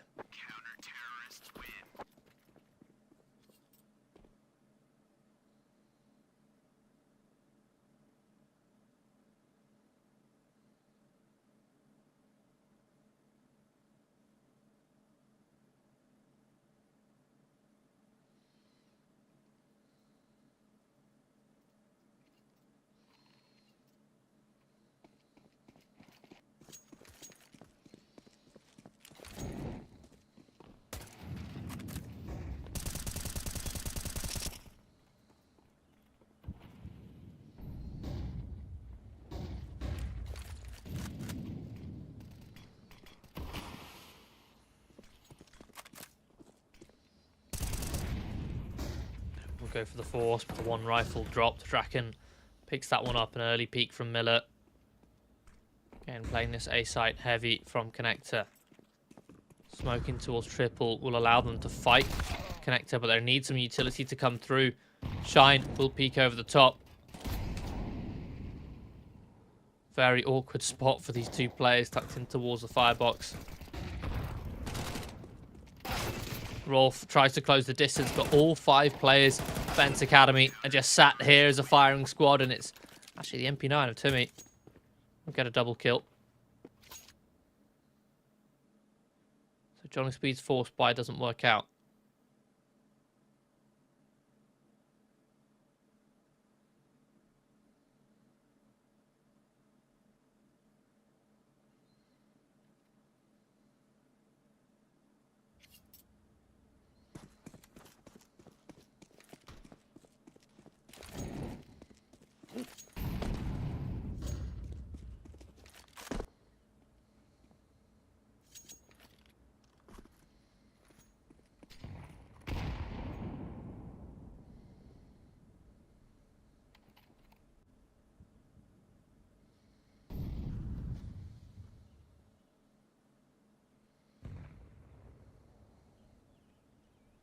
JohnnySpeeds on an eco. We're going to be seeing some upgraded pistols.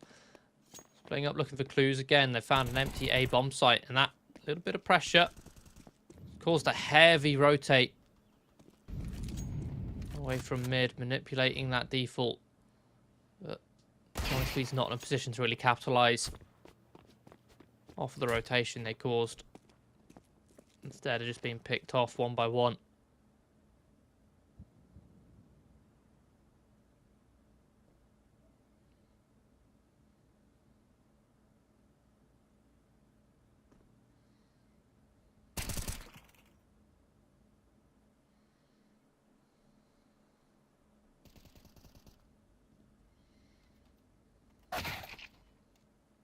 Oh.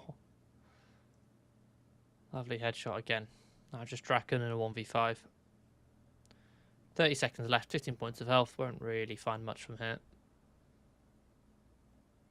But he does need to go down before the end of the round to receive that loss bonus.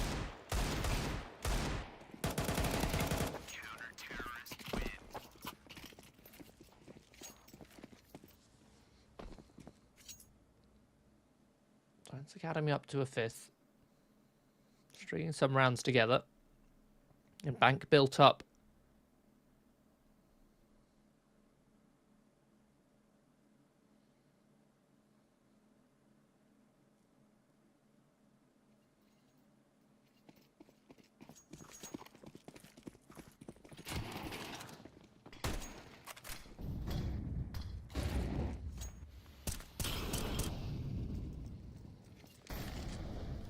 JohnnySpeeds playing quite heavy towards apps here, just holding for any mid aggression.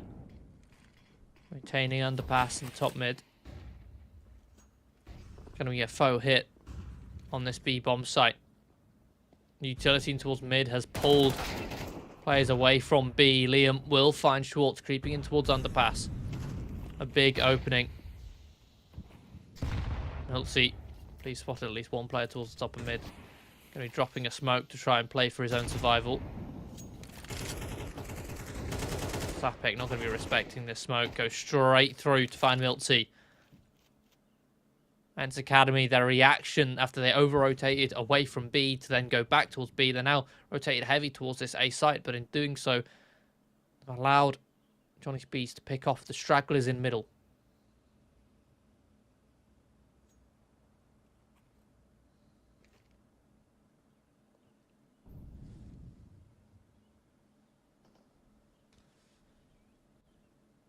JohnnySpeeds setting up for an A site hit. ENCE Academy, the 3 versus 5. They're going to be stacking the A site. Gambling, leaving it open. Teammate spotted. Too high also towards CT. Draken just playing to contain here by staying alive as a constant threat, and all by time for Shine to flank. Miller tries to activate in the corner, but again dealt with by Shine. They realised it was a stack as soon as the B site anchor was spotted towards CT spawn. JohnnySpeeds now on 11, but ENCE Academy, as mentioned before, built up enough bank to stay afloat financially.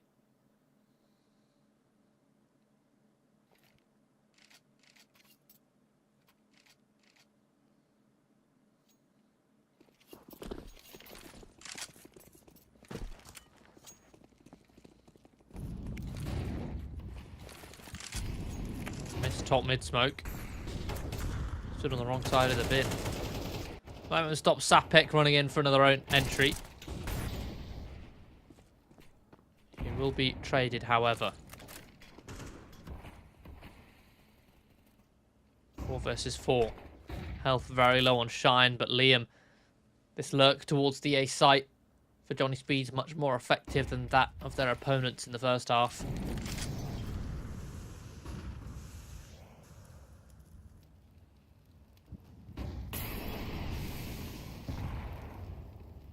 Some deep utility trying to keep these JohnnySpeeds players at bay. They're locked out towards connector and jungle. Will be a default plant for JohnnySpeeds.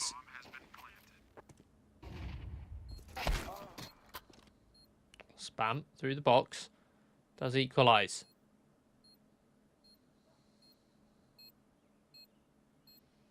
All 3 players retaking in through connector and jungle. Smoke towards Palace. Rolf, does he hide in it or does he play to swing out on a timing? He'll swing out on the timing. And it's a full flurry of frags. Kit is in play for Miller. Has 5 seconds to try and find Shine, who's on such low health. A jump over the box will be enough.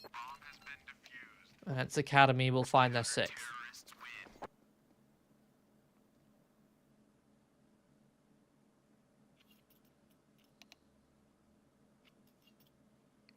Tactical pause for JohnnySpeeds, much needed.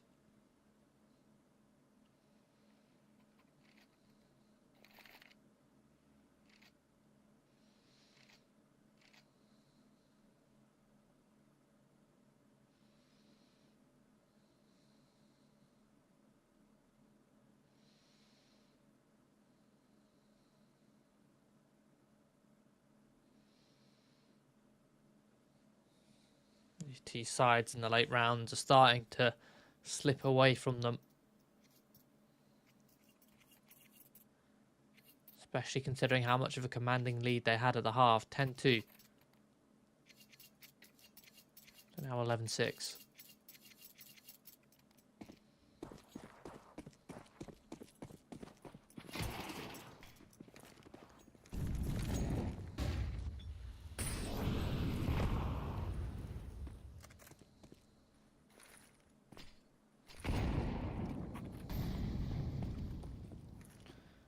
Util on towards default. Milty actually baited in here. This is a nice little setup on towards the B site. Our teamy jump spotting. Don't expect a second player to be up on top of the balcony. And even from the angle of the balcony he is, still watch short. Just in case Schwartz gets timinged.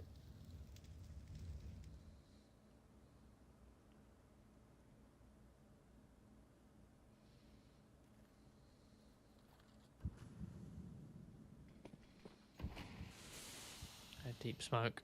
Milt's going to be playing in front of it. Draken attempts the pick, but will be punished. That's a lot of information as well for ENCE Academy. Seeing Draken over towards B. The AWPer. Means there shouldn't... A couple more players shouldn't be far behind. But Liam's lurk gets involved. Schwartz found in connector. 4 versus 4, but 35 seconds left. With 2 high having deep ramp information. You think ENCE Academy would assume it's a B hit, which, I mean, JohnnySpeeds were set up for the B hit, but now they're setting their sights towards A with the 2 players working their way towards underpass, sprinting up towards the connector now, but 15 seconds left to play with. Millet will strike in towards the connector, but only good for 1. A quick trade comes through. It's all on 2 high. Can he deny this bomb plant? Liam spots him out and will have him maintain. The bomb will successfully be planted. But in the process, an equalising frag. The retake still on the cards. Sapek will hear Timmy running in towards CT. Both Ts can occupy an opposing CT and just keep them contained with the bomb planted in a very open position. Timmy, the time's ticking and needs to get a move on. Needs to start clearing map control. This is not the time to be playing scared. The player with the kit, smoke deployed on the bomb. A peek comes through. A defuse will be successful. ENCE Academy by the skin of their teeth secure an A site retake. Again, these post plants for JohnnySpeeds slipping away from them, if only barely.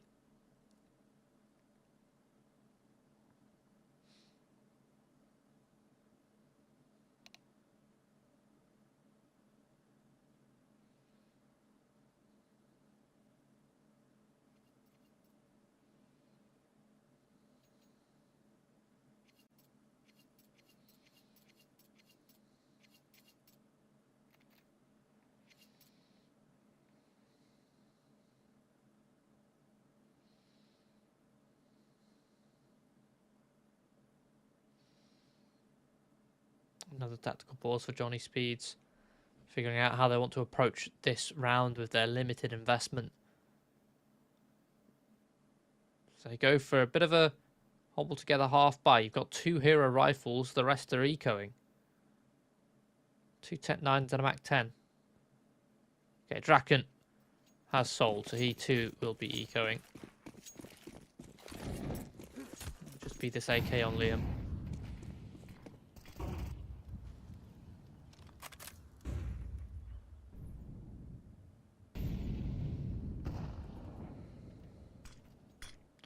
I don't see a peek over the top of the stairs. Won't see anyone. Too high on the other hand will, but it's Sapek who will cut that opening and even find a second. In fact, teaming up with Rolf to find one each. Bomb planted. 2-man advantage.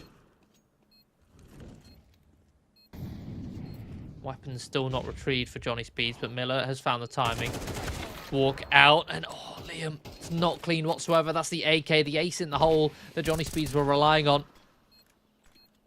Doesn't land the mark, and now the smokes are locking out these JohnnySpeeds players. ENCE Academy being given all of the sight. One player who was on the bomb taken down, and ENCE Academy will soon fall apart.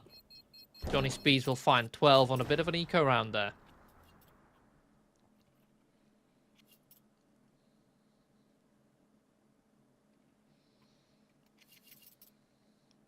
Too high.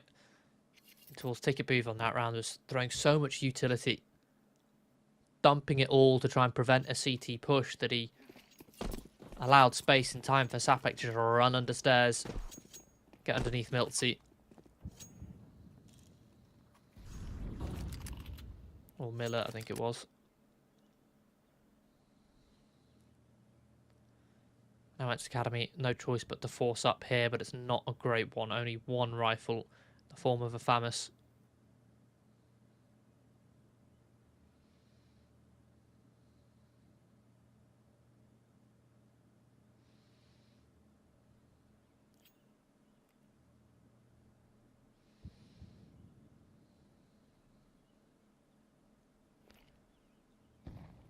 JohnnySpeeds, much slower.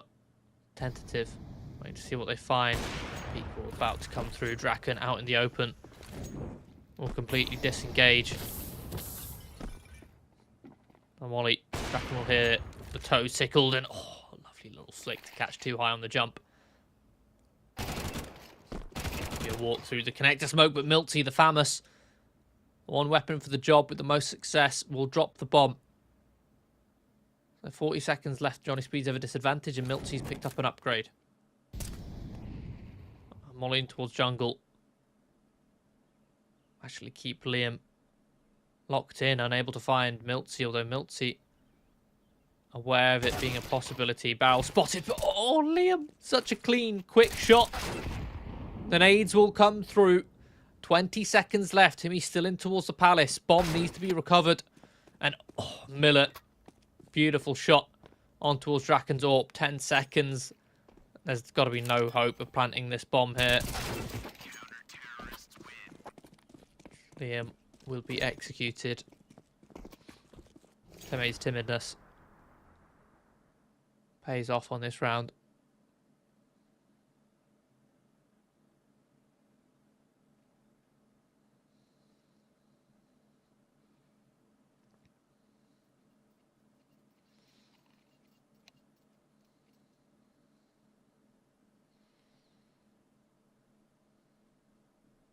Third tactical pause for JohnnySpeeds.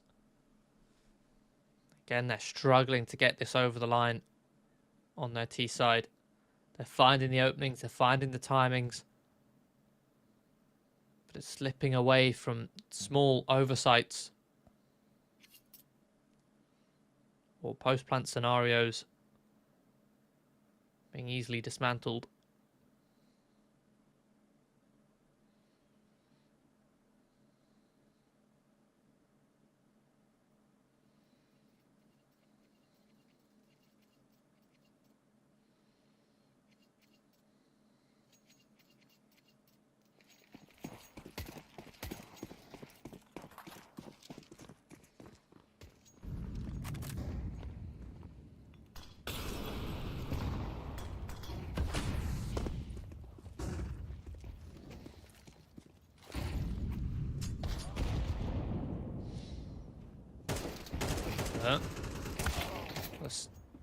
Orp now in play. Finds the opening pick. But the aggression from JohnnySpeeds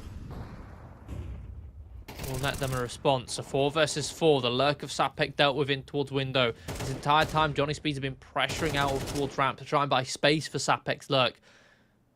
But now he's been found out. He's been shut down. JohnnySpeeds' A-site hit is very one-dimensional at this point. They're going to have to slow things down. Reassess. The bomb still in T-spawn as well. Rolf will at least be able to get out. Creep up with Liam.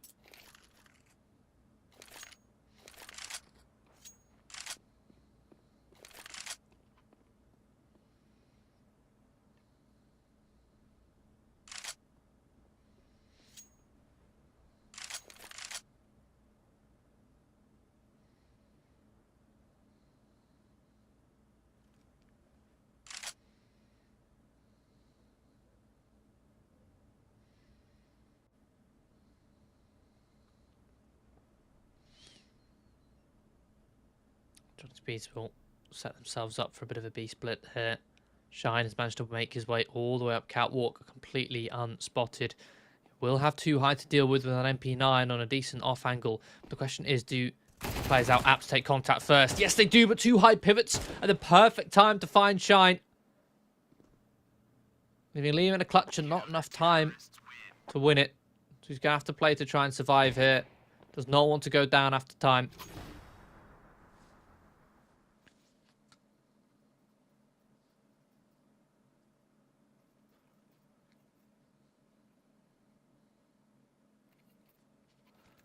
To 9 again. These rounds slipping out of JohnnySpeeds' fingers. They get a 4 versus 4. They have a lurker in towards window with pressure towards A to try and set them up, but that lurk is found.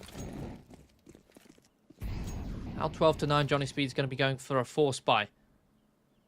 Behind this saved AK of Liam's. Another AK on Sapek. A little on Shine.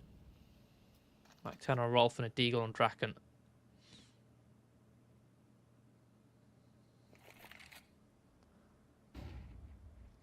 Setting himself up with a molly for dark. Will flush out too high. Full A-site execution. Now there's nowhere for too high to stand. Fully blinded. He'll be easily dispatched of. Man advantage for JohnnySpeeds. Rolf caught on the cross. Jungle smokes opened up, but Sapek's still a threat here towards the stairs. The flashes will come through and he'll catch them. Both fully blind, fully reloading in towards connector. Dismantling that prong of the retake, something which ENCE Academy constantly been retaking and maintaining connector control whenever we've had this A-site execution, and now it's all from CT, and JohnnySpeeds will shut it down with ease. 13 to 9. It gets sketchy there again. A 10-2 half, dominant in the first half from JohnnySpeeds. ENCE Academy, major flaws on their T side, but you swap it over, and ENCE Academy start to show what they're worth. That was the map pick of JohnnySpeeds, however. And it gets that close, down to 13-9 on Mirage. We're going to be moving over to the map pick of ENCE Academy of Nuke coming up next after this quick break. We'll be right back.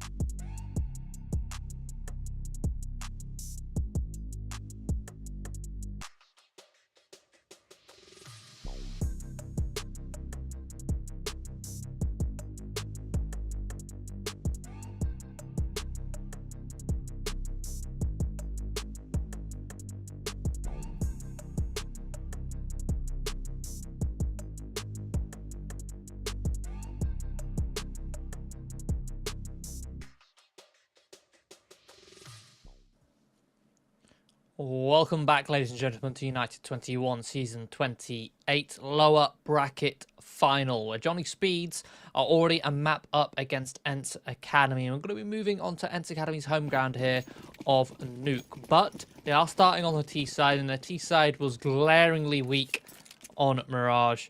Let's see if they've made the necessary adjustments. See if Teme is in a better headspace, as he played incredibly timidly on Mirage.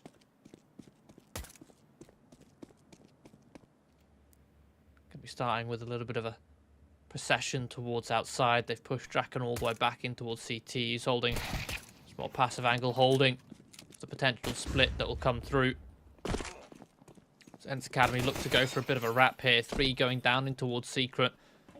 2 in towards Heaven, which Draken is looking to hold from CT spawn itself. Miller has actually managed to slip underneath. Eventually reveals the fight. Miller just trying to draw as much attention as possible in the meantime. Got the other 4 ENCE Academy players, or 3 at least, down in towards the B site. Schwartz will be the first to fall. C4 in towards main. Rotation about to be found here by JohnnySpeeds, but Miller will cut them off in its entirety. Still a threat, still delaying and preventing JohnnySpeeds from getting cleanly down here. JohnnySpeeds trying to hunt him down. He's doing such a good job at staying alive for so long, and he's got to find 4 kills, single-handedly dismantling the JohnnySpeeds setup. Searching for that ace. He can dink down Liam, he'll be finished off by Timmy.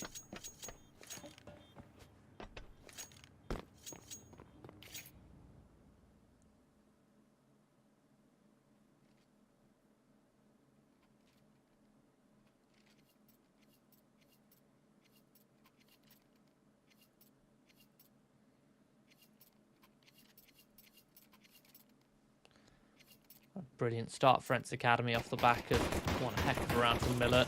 JohnnySpeeds looking to wrangle back control of the economy. So they go for a second round force buy on the CT side. It's pistols, Kevlar, but a scout in the hands of Draken. It was relatively quiet on Mirage. Much less impactful than we come to expect from the veteran.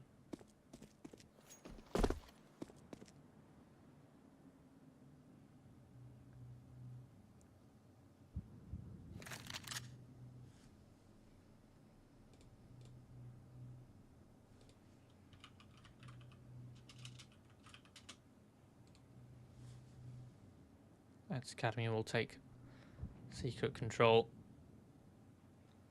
JohnnySpeeds over-rotate down to try and deal with it. Too high is low, so it will only take 1 bullet to try and finish him off, but not with that peak. Not at that angle. Too high will get a free kill.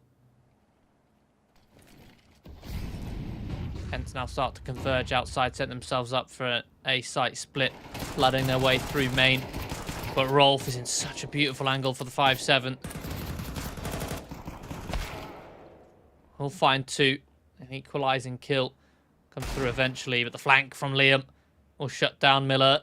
As the bomb drops too high, still a threat here in towards credit. Position spotted. On low health, Liam will finish him off with ease, leaving teammate 1 versus 3. Hunted down evenly so.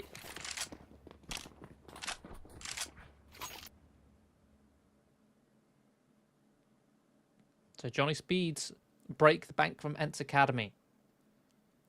Losing that one when ENCE Academy have no money left in the bank, and their loss bonus that they received for that one was only 1,400. You can see they are flat broke and therefore forcing up again themselves.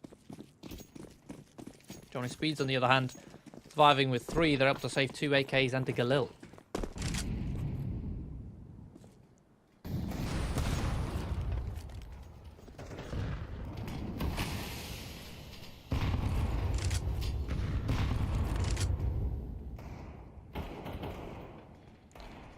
Utility traded in towards Squeaky.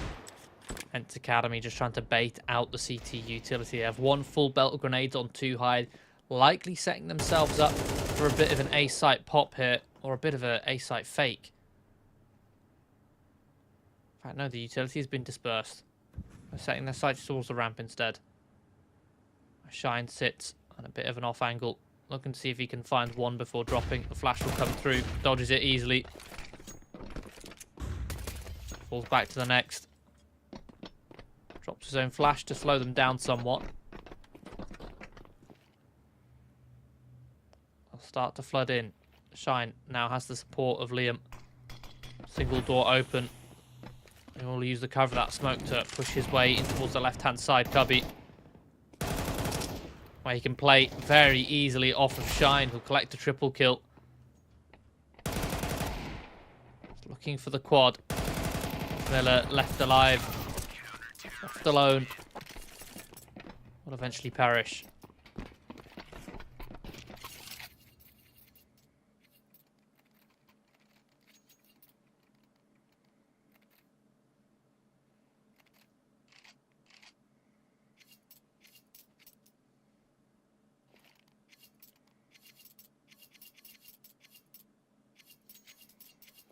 Force buy for ENCE is nowhere near as successful as JohnnySpeeds was.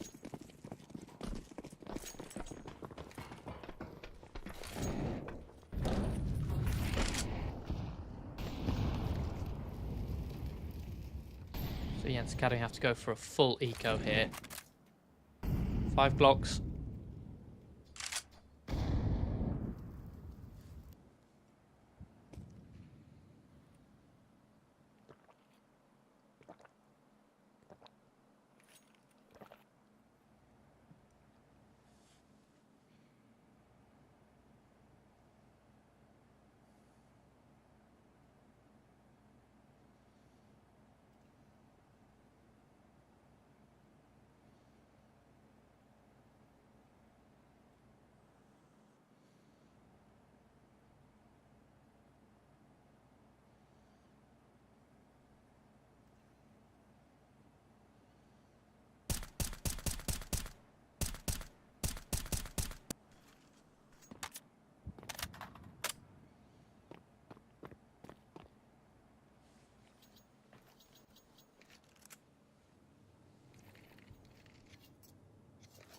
ENCE Academy a very slow round here, just looking to bait out utility, see if JohnnySpeeds, as the time ticks by, burn their grenades away. Oh, Shine can't escape this time. Dinked down by Schwartz. That's a rifle picked up by Too High. Now working with an AK on this lower side. The AK, though, won't be fatal. Bomb plant denied. 2 versus 3, but rifles picked up. No Kevlar means easy pickings for Draken.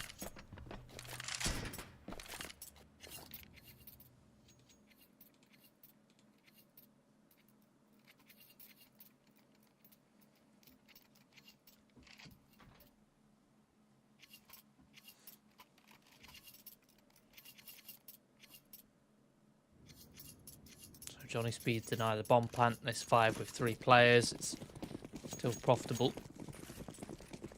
Draken now able to get the sniper in hand.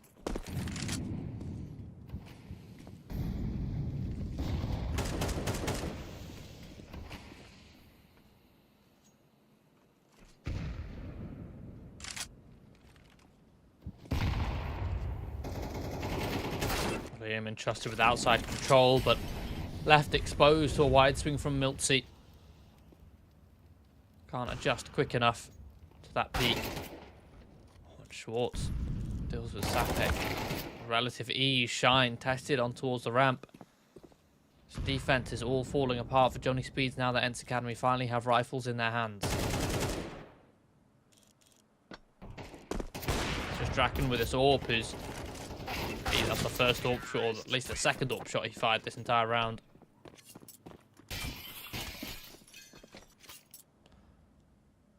That round just crumbles away for JohnnySpeeds.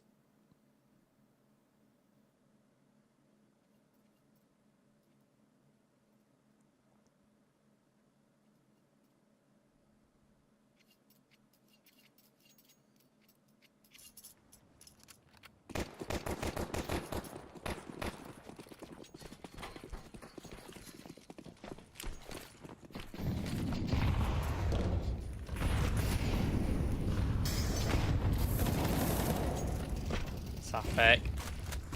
Lovely peak.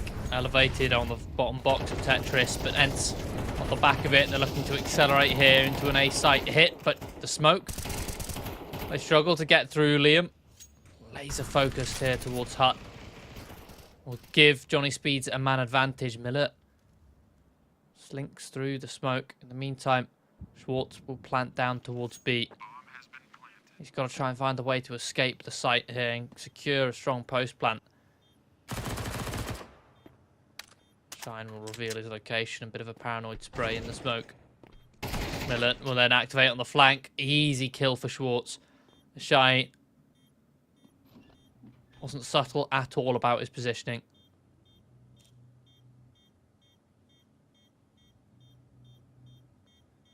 Draken in another clutch scenario. This time a 1v2, but not enough time on that bomb.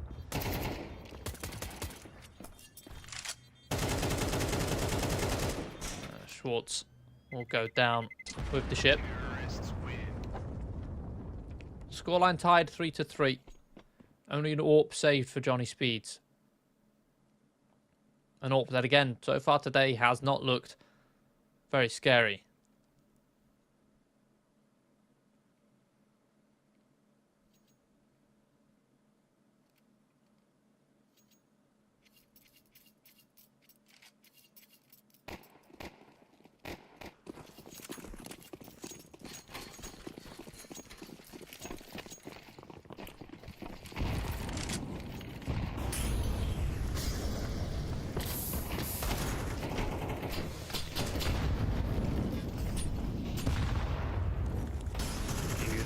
Utilities, nice HE, softening up both sides. ENCE Academy a heavy default in towards lobby with 4 players.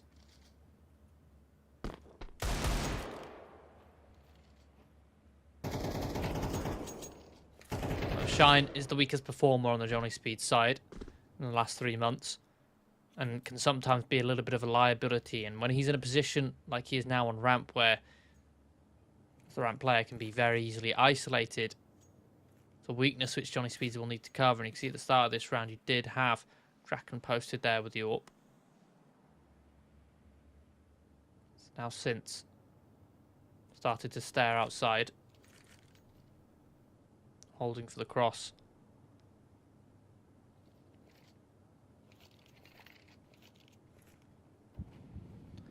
Outside smokes. ENCE Academy set themselves up for a very easy A-site split here. Schwartz and Milty will combine. These players fully exposed towards that main hit, and Liam, the only player in cover, is suddenly left alone.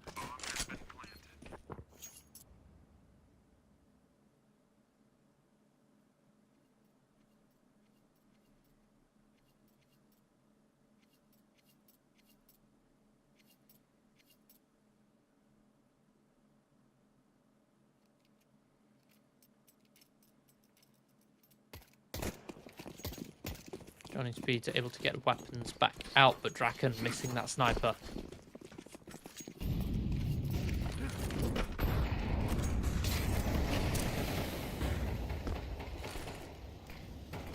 Liam able to get his way in towards Secret, but I think he's been spotted, tagged down to 10 points of health.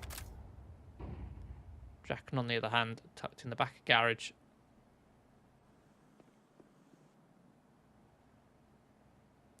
Sapek has dropped down the vent, so Liam forced to kind of make a rotation here, back up towards the top site.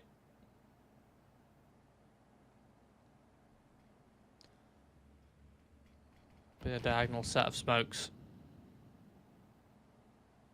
Will give cover for ENCE to work their way outside.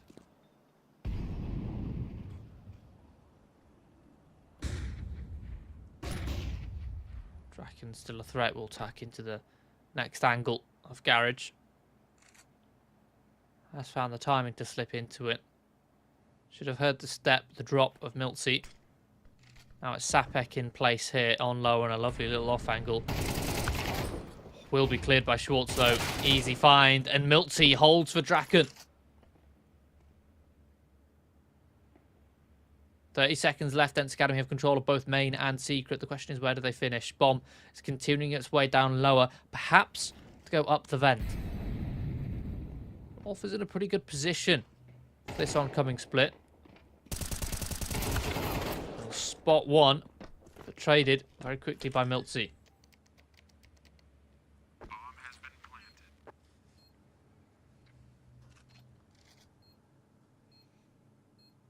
Liam and Shine. Got to try and find a way to save here, but too high won't allow Liam to step much further away.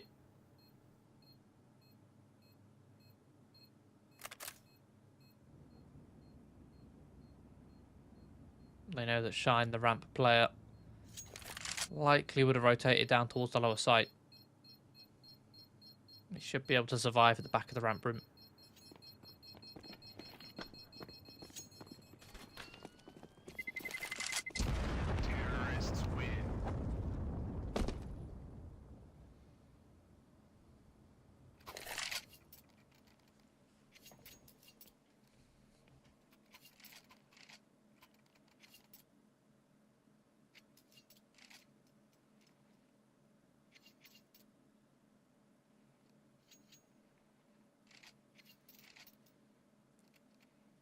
JohnnySpeeds be echoing around this M4 from Shine. Draken, Scout.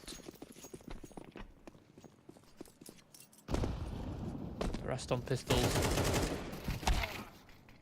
That M4 gets involved in the action. Shine, not in his normal position of ramp, instead spotted in towards the A site. Does get the pick, but again, if Shine's towards the A site, then who's towards ramp? The answer, well, it's ENCE Academy. They've reacted quickly. Shine himself dropping down on the rotation. Will be tucked on towards the stairs, holding a nice off angle. Will catch anyone jumping out the window or through the window.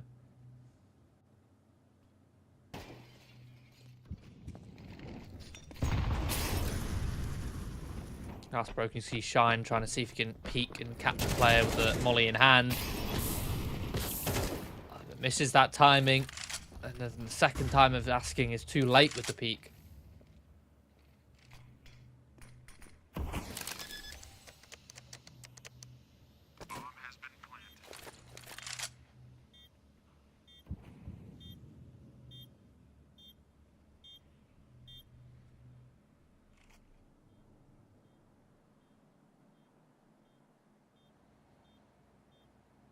JohnnySpeeds have been able to push in towards lobby and pick up the AK. But by the looks of things, they'll go for a save. There's no use hunting or trying to attempt a 4-on-4 retake with such weak weaponry. When you can save the Kevlar, that's at least $1,000 you'll get into the next round by saving it. Or 650. Liam, and didn't have Kevlar, is going to see if he could do enough HE damage to let the bomb finish off some of these ENCE Academy players, but HE does not land its mark. And we'll have the first tactical pause from JohnnySpeeds.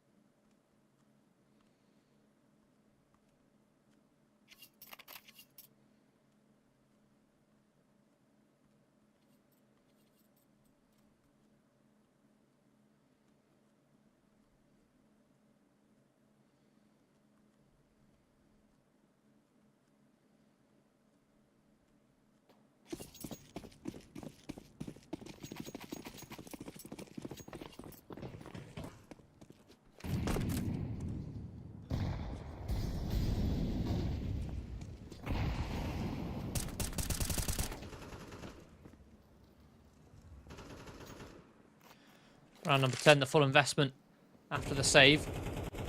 Draken again with a sniper. I want to see him get involved in the action a little bit more effectively. Right now, posted towards ramp again, making use of the fact that Shine has been a weak point. Something which ENCE might try and punish.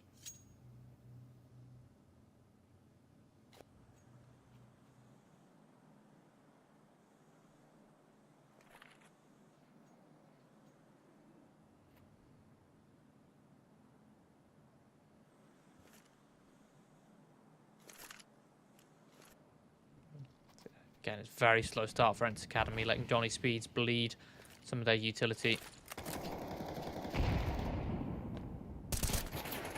Oh, Liam spots a couple on the cross. Second HE. Try and see if he can spam a couple players. Shuffling towards Africa. Second line of utility towards Garage to try and go for this main split. Sapek will intercept, but only good for one before being very quickly traded. Rolf will try and play in towards Hut to deal with the lurker of Temi, but Temi will hold strong. So 3 versus 3, bomb to be planted. Draken with Yorp pushes ramp. Coming in towards the lobby, has the flank pinned and spots 2 players out. Good for the first, just about gets in towards cover. Even finds the second. Miller unable to capitalize from the empty vent. So JohnnySpeeds find 4.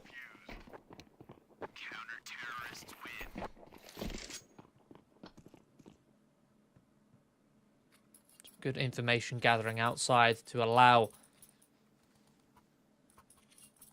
well, by Liam to allow the reaction on that A site to be a little bit more disruptive, to allow those early rotations to have a faster flank from Draken, for example.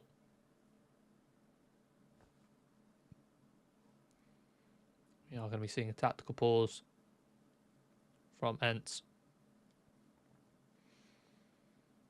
Just making sure they can stay on top of things.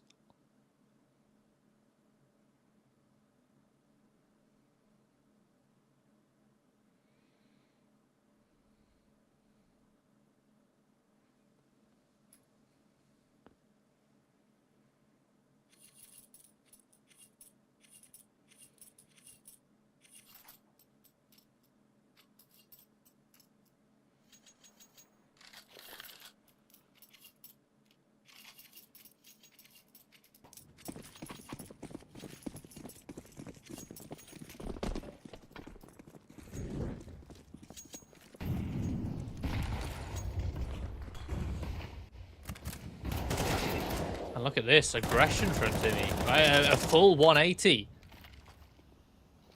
From being so timid throughout most of the game, this time he just sprints out of Hut to see if he can find an opening. He's brought a lot of space for Schwartz. Schwartz may not be successful on the initial fight, but he has been traded, and now the rotation's been compromised. They find the timing to push in towards the ramp and find Draken. 3 versus 3. ENCE Academy with their hands on the lower site, setting up for a bit of a split on the lower tunnels. Milty mollied off, forced back, kept at bay. Shine and Sapek now maybe forced into a 2v2 fight. Peak will come through, and Millet will line them both up. Now just Rolf. 1v2 clutch. Could have played Trigger Discipline, but no, decides to pull it straight away. Needs to be aware Milty can very easily pick up this bomb and reposition. Rolf has read this. Full rotation back up to the top site. The thing is, Rolf has to shift so as not to give away his position. He'll see if the timing can be early enough. Step now made. Milty can hold him from a bit of an off angle, but this is a position where Milty can't fall back. He's committed to the fight, and the fight he wins. ENCE Academy find 7 on their T side here of Nuke.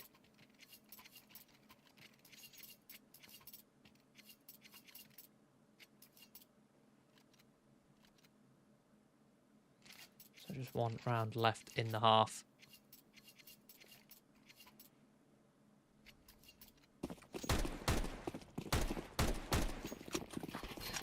JohnnySpeeds can scrape together 1 more investment.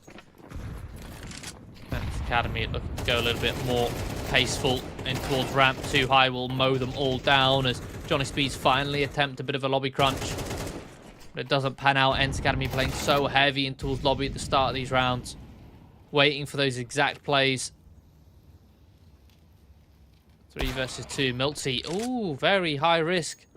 Allows Draken to equalise. Now Schwartz is going to be sprinting with this bomb to try and make his way towards lower, but has to respect the fact that Draken could have rotated down in towards Hell.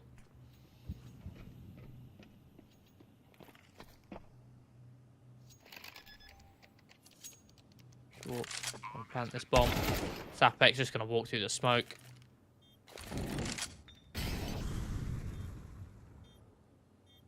Even Draken in a 1 versus 2 with the AWP in his hands.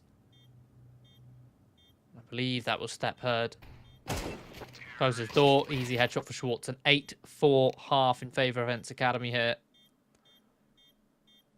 JohnnySpeeds just not as well oiled on Nuke. Their rotation's a little bit slower. Their aggression far less controlling. See, that's 7-1 out of the last 8 rounds as well. JohnnySpeeds winning only, well, 1 buy round, 1 force buy. The other 2 were up against pistols. You can make the argument that that half was equally as dominant as JohnnySpeeds' first half of Mirage was.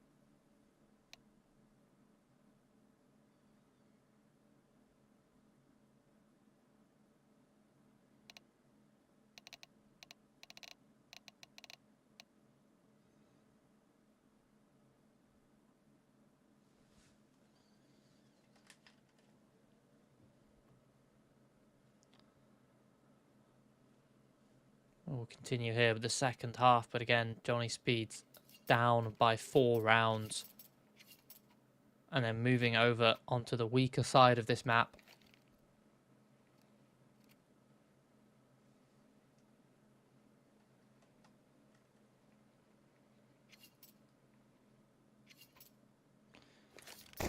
A lot of utility brought up for JohnnySpeeds. We've got Shine with a smoke molly HE, smoking a flash on Rolf.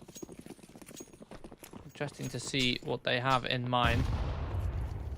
Oh, and a missed HE to try and blow open that door, and it means that Shine has to open it manually, and it's easy kill for Milty in that scenario.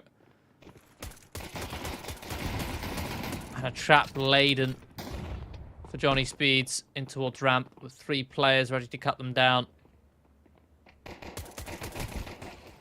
Instead, setting their sights here towards A. This is all falling apart so easily for JohnnySpeeds. Again, you can tell how uncomfortable JohnnySpeeds are with this map. The fact that there's a missed HE. Shine, whether he missed it, whether it was blocked, that's a rookie error. And this is the more experienced team.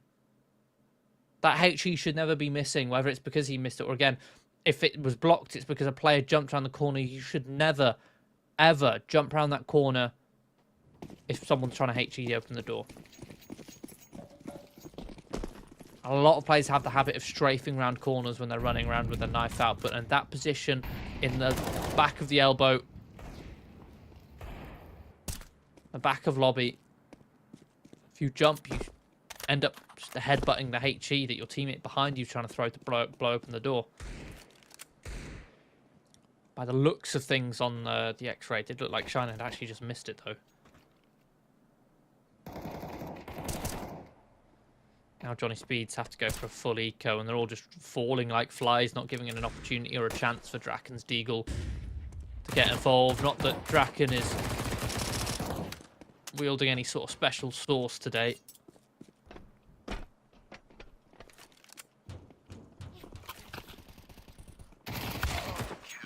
Rolf will try to pick up the upgraded pistol, but in doing so, makes so much noise. JohnnySpeeds will just hunt him down.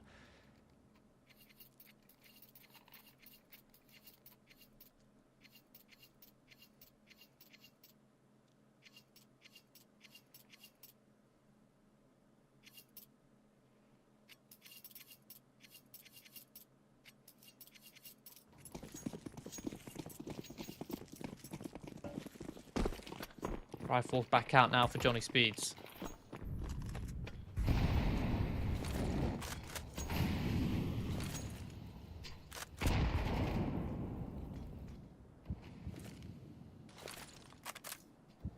Well, I say back out. It's the first gun round for JohnnySpeeds here on the second half. They've gone for 5 AKs, no Galils, and therefore utility is very light. 1 minute 30, and they only have 1 smoke, 1 molly left. At least going to be brawling here towards outside. None of them are even looking towards Secret, and Schwartz can activate for 2. An easy trap. Sapek, though, has somehow managed to find 3, but the 4th is too much to ask for.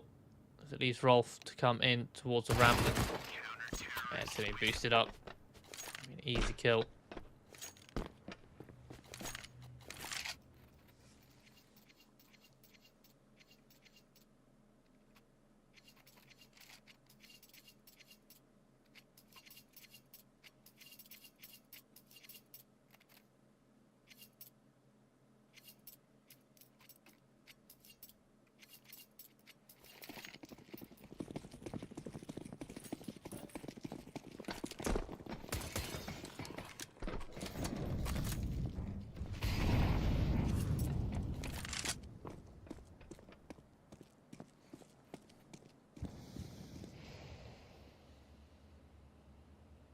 JohnnySpeeds now forcing up, starting to get desperate with an 11-4 scoreline.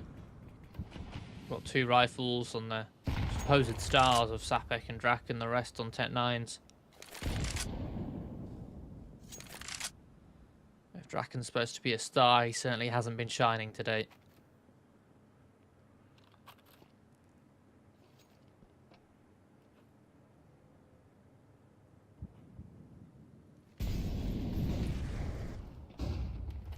Be setting up for a fake execution towards A, seeing if they can catch the ramp rotation off guard. But Miller very prepared to drop deploy util to keep JohnnySpeeds at bay, and JohnnySpeeds now with just 1 molly and 50 seconds. They at least secure Rolf in towards ramp for the potential of a flank towards this A site. They have weakened it considerably, but Miltsy is in a great spot to pivot and watch both main and heaven. About to search his way in. Miltsy will be found. We'll find Rolf. We have JohnnySpeeds now circling the way in, but it's easy pickings for Teamy at the back of the site. ENCE Academy reach map point.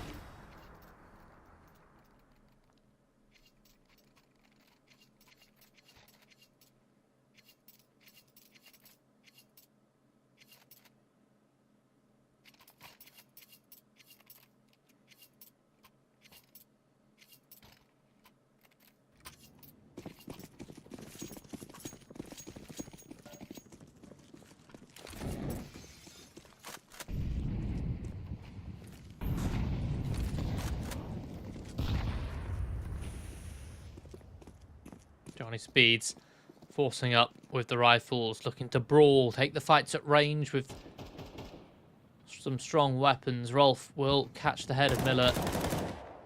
Miltsy tagged down by Draken's scout. Still happy to brawl, legs spotted. Shine making him tap dance. Man advantage for JohnnySpeeds. They're shifting down towards lower. In the meantime, ENCE Academy haven't rotated. They're just clearing out lobby. There's no urgency despite them, or no urgency despite them having a man disadvantage. And I think they might choose to save here if this bomb is planted.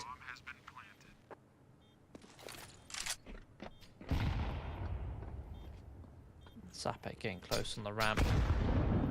Utility softening up these ENCE Academy players, and there you go, time ticks by. They will be electing to save here.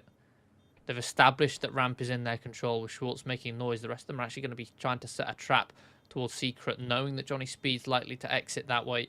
There's only 2 exits out of this B-bomb site. And Shine will find 2. ENCE Academy completely missed the timing on trying to fight.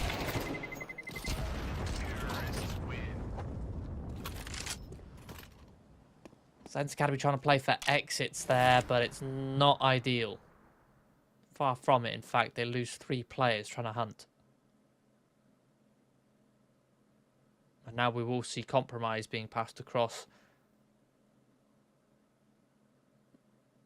I say that's still a healthy buy. Schwartz will be able to get full utility.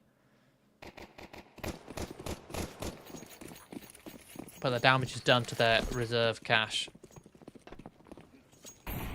They'll need to win it out here for fear of JohnnySpeeds taking control of the economy. Schwartz, lurk play. Kick through the edge of the smoke to try and find one, but gives it up. It's a fight found in favour of JohnnySpeeds. Too high position to equalise. Miltsy will shift around the edge of the smoke and stops Sapek's lurk attempt. Meantime, Liam has taken ramp control. He's now sprinting down and towards this lower site with Rolf. All 3 players for ENCE Academy grouped up together in one position. Bypassing this lurk of Draken still in towards lobby. They almost exchange places in towards double.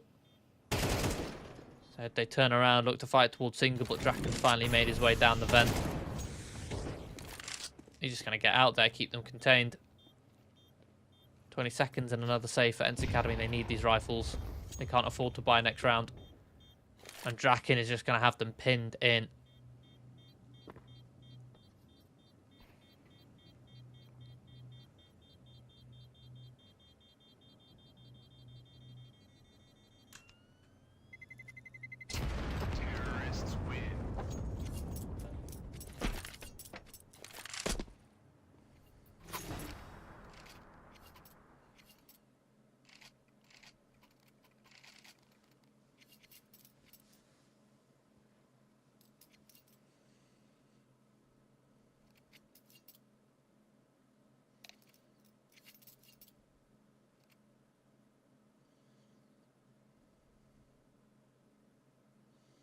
We'll have a tactical pause coming out from ENCE Academy.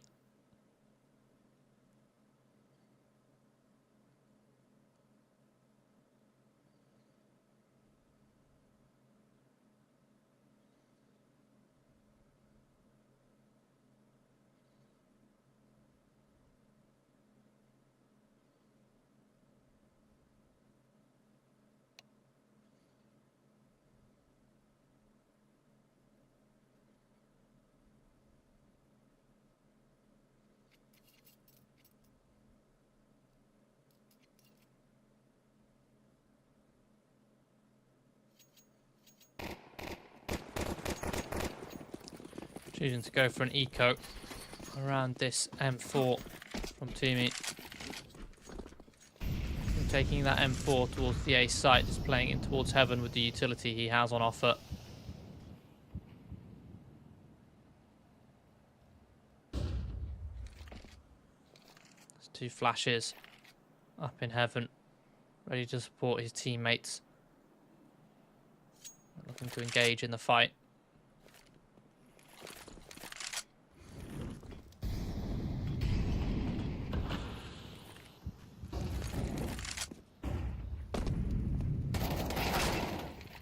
Oh, the double dink from Tome actually prevents Zeus from getting involved in the action, but the M4 picked up. Miller and Schwartz get involved as well. The health now low in a 2 versus 2.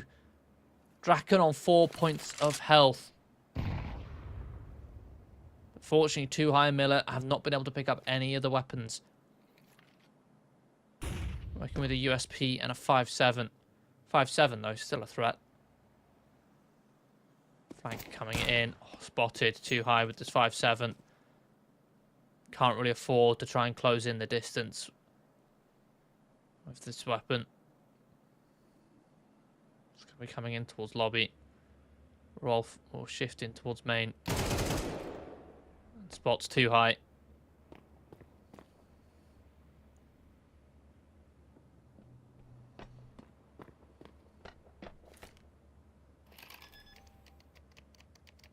JohnnySpeeds will be able to plant this bomb safely on the A site for heaven.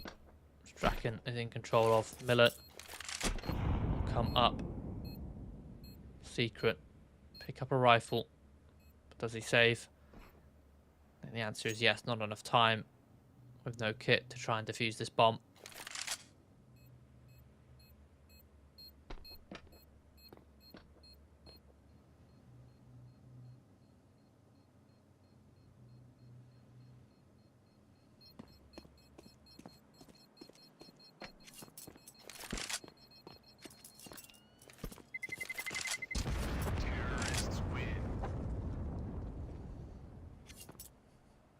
JohnnySpeeds get one more round.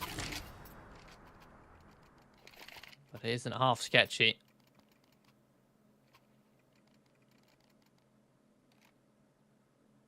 And again, ENCE Academy can fully invest.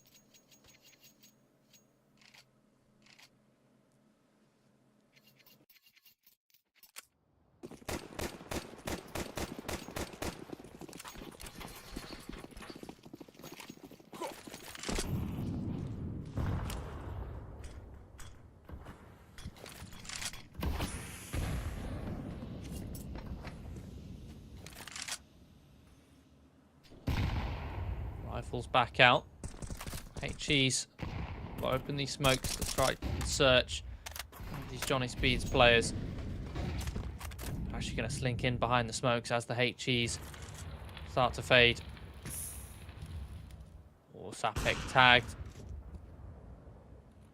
Position revealed of some of these JohnnySpeeds players.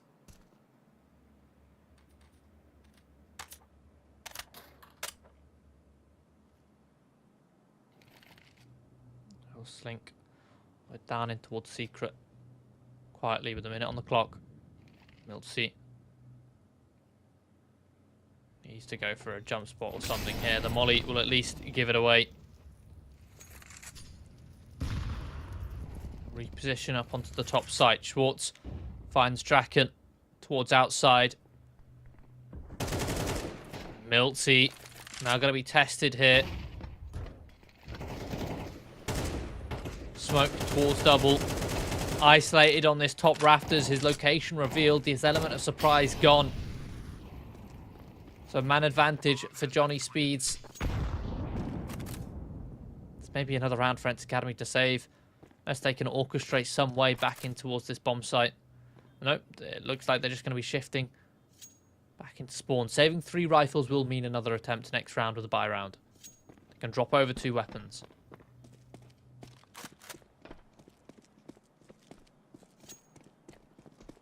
Going to be sprinting in towards T-spawn.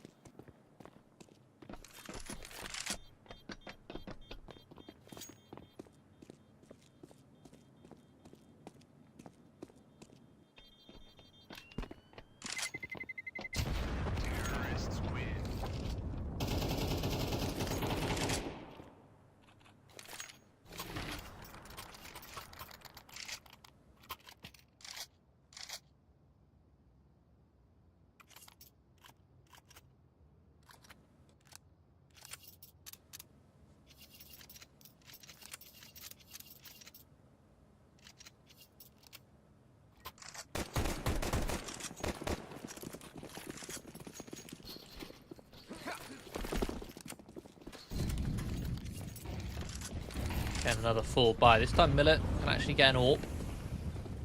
I think that was saved over, picked up off Dragon's corpse. ENCE Academy going to be taking outside control here. JohnnySpeeds, they're setting up though for an early finish on towards this A site. The utility comes raining on in, but too high has the choke point locked of Squeaky. JohnnySpeeds halted at the door. The spacing, the timing, all the utility, the flashes are null and void by the time that JohnnySpeeds are ready to walk out on towards this top site. It's an incredibly sporadic A site hit, and Sapek is left alone in a 1 versus 5, who somehow made his way on towards heaven. He's only good for 1 before a quick trade comes through. 13-8 there on map number 2. JohnnySpeeds looking way more uncomfortable on that map, but in the second half it did take a while for ENCE Academy to get going to eventually close out their map pick. But that does mean we're going to an all-important third map decider of Ancient to see who will be going on into the Consolidation final. Stick around for 11 minutes. We'll be right back in a sec.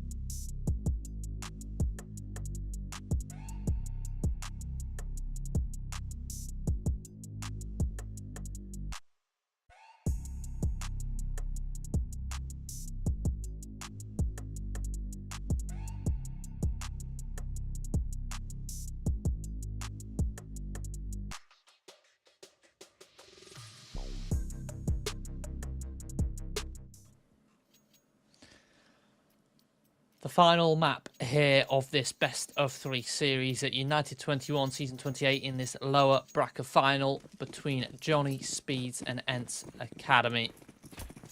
Ancient is the battleground, a bit more of an even affair, or supposedly, on this map. JohnnySpeeds were undoubtedly the dominant force on Mirage, a map which is very dear to their hearts, but one which ENCE Academy aren't comfortable with, and the complete inverse on Nuke, with that being ENCE Academy's pick and their win in this series. We'll see JohnnySpeeds taking the knife round, meaning they get their choice of starts. But again, to remind everyone of the stats, Ancient is a map which both teams are very comfortable playing. Decent win rates on them, around 50% for both of them. So I'm expecting to see a little bit more of a closer affair. But again, the things to highlight here, we've got Timmy, who's playing very timid on Mirage and was a bit of a weak point for ENCE Academy. Shine, also a bit of a weak point for JohnnySpeeds over on Nuke, a player who, if he's in an isolated position, can be abused and exploited. But that being said, weak points, Draken is underperforming. The AWPer, who is by far the most experienced player on this server, probably more experienced than anyone else on the server combined, yet he was really struggling to find any sort of impact with the AWP, with a weapon that costs almost $5,000, the biggest investment any team can make to buy. And Draken wasn't really doing much with it at all. So I want to see him get a little bit more involved in the action on Ancient. He might be tempted to or incentivized to play a little bit more passive, playing towards sort of the A site on that CT side. But I want to see him get involved in the action. I do know he likes to play a little bit more towards B, playing those 3B setups with the AWP. But there's only one way to find out, and that's to dive straight into this map here, as JohnnySpeeds do indeed start on that CT side, whereas ENCE Academy, we've got 2 smokes, 2 flashes, a Molotov, and a decoy for their pistol round. That's a lot of utility, and I expect we might be seeing a bit of a B split here, with smokes towards long and short, and a molly for a potential post plant. They are going to be starting slow, creeping in towards cave. Sapek with a smoke. I want to see where he deploys this one. If he deploys it in towards Brolin, then they'll be able to run straight in front of it.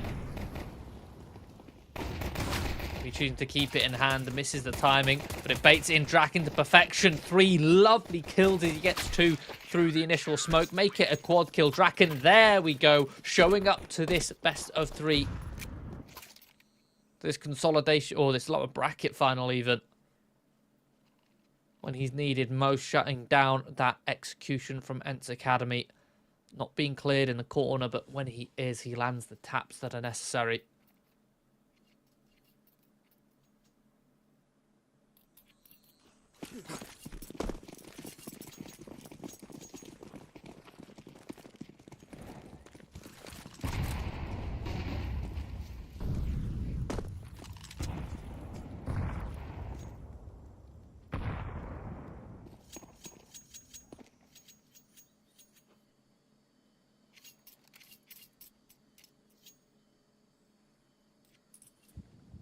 ENCE Academy, no bomb plants. It'll be a full eco for them. And as is common with ENCE Academy's full ecos, they're just going to be sitting back in pretty much spawn here, waiting for JohnnySpeeds to run out of utility. Grenades that will have to be reinvested.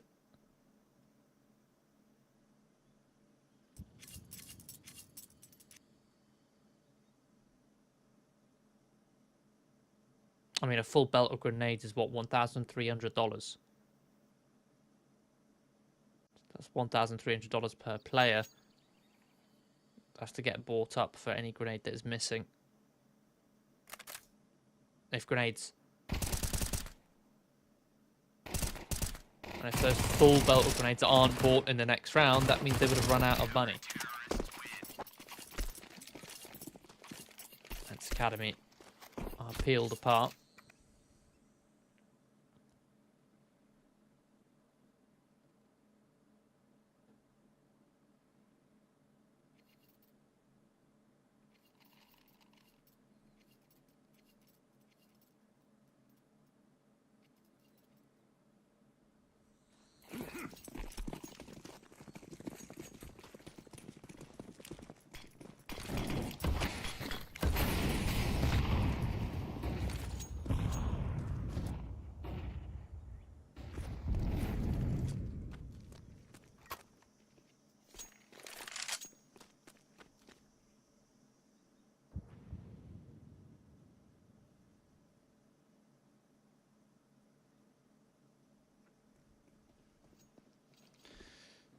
Round number 3. ENCE have weapons in their hands. JohnnySpeeds still working on a bit of a bonus round with SMGs in play. But the SMGs, they're not confident in fighting in towards mid, so they'll play heavy 2-3 split. With the 2 towards the A main, they're searching for information. The fact that A main is clear and they're almost flanking in towards mid, you'd expect JohnnySpeeds to start burning a bit of utility to block here towards B. Where you'd expect Liam should be dropping this smoke. There we go. Drops it eventually. Tries to squeeze as much time away as possible. An execution deployed. But ENCE Academy don't commit off the back of it. Rolf activates on this flank. Good for 1. Drops an incendiary to try and segregate these players and will find a second kill, giving JohnnySpeeds a man advantage. ENCE Academy now with 30 seconds have to divert. They can either commit to a stacked site or see if they can have safe passageway towards this A site, but it means time ticked further off this clock, and Shine still a threat in towards A main. Miller will get this bomb planted. Shine activates late, but in doing so, oh my goodness, that is an awful spray from Shine, but at least his teammates are there to capitalise. Admittedly, the MP9 at that range, not exactly optimum, but at the very least could have crouched, even with the nerfed crouch accuracy. And oh, Timmy, one tap. Not quite the headshot. It's down into the 1v1 for Liam. Timmy just buying time here, dancing around the donut. Timmy will take fights, take matters into his own hands, and ENCE Academy prevail. JohnnySpeeds had everything figured out. Even had the man advantage. There was 25 seconds left, and ENCE Academy sprinting towards A. But again, Shine does not step up when called upon.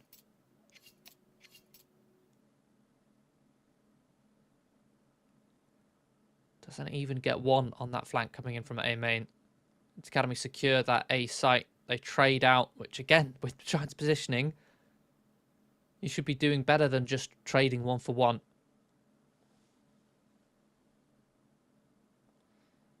JohnnySpeeds taking a tactical pause.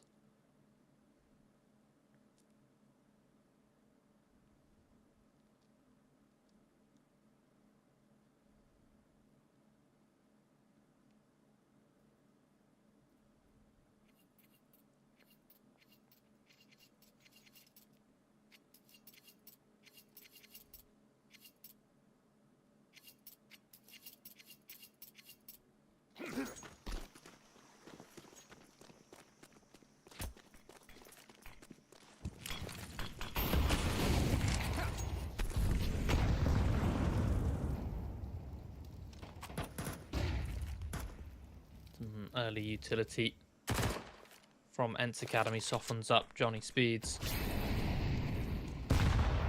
Ho. More utility softens them up even more. JohnnySpeeds getting ready to push down the slope here, but steps made. ENCE Academy drop the molly, which will push them back.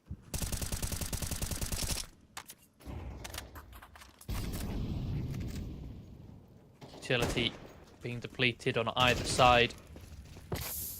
Draken will be the first to find the fatal kill as he finds Timmy through the red room smoke.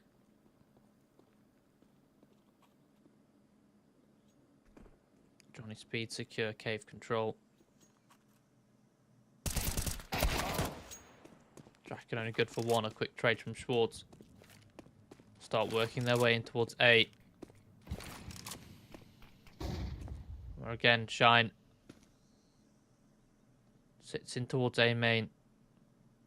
Searching, will spot Miller. Needs to try and take a fair fight on his terms. 30 seconds left. Miller is just going to divert in towards mid rather than forcing his way through A main. Knows there's safe passageway through donut, but that's, again, further time ticking off this clock. Smoking towards CT.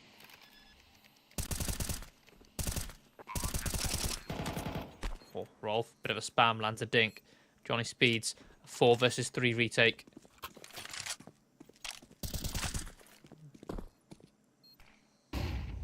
ENCE Academy all split up. Miller solo towards donut. He'll be picked off with ease. ENCE Academy need to find a way to either multi-frag or at the very least play together.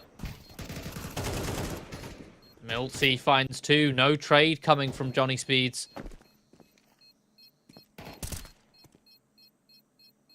JohnnySpeeds have to disengage. That's a 2 versus 4, the JohnnySpeeds fumble. I don't know how they've allowed Milty to pick off 2. First player, I understand, but how's a second kill not traded? How's a second kill even allowed?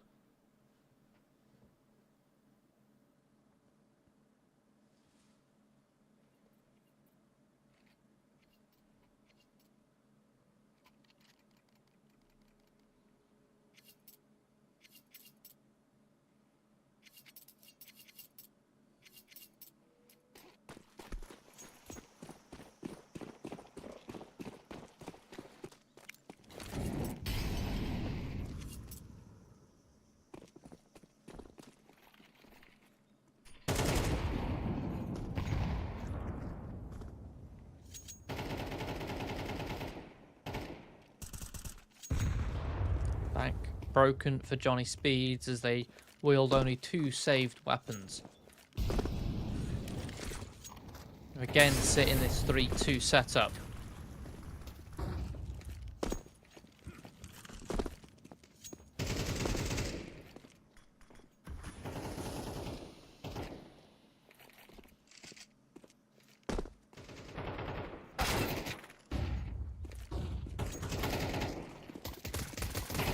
Shine will find 1 on towards Milty. A push down the slope.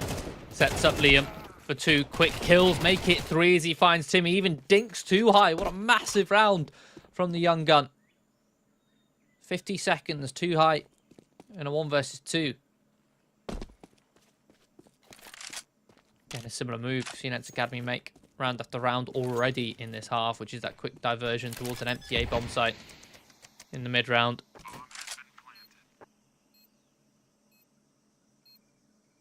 JohnnySpeeds have actually split up. Shine through CT, Draken through middle.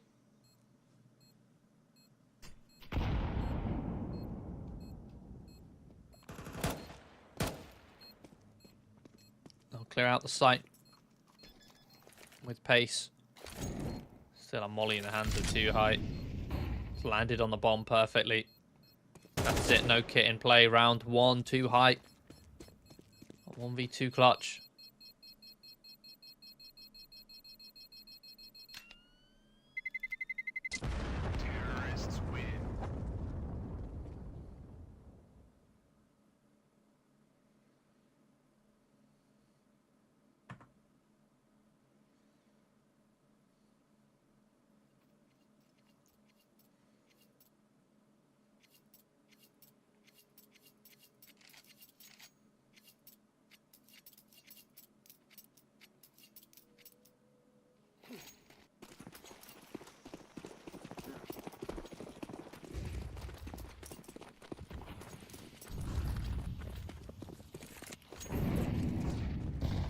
Academy looking to pick up the pace here, going for a completely dry B-site rush.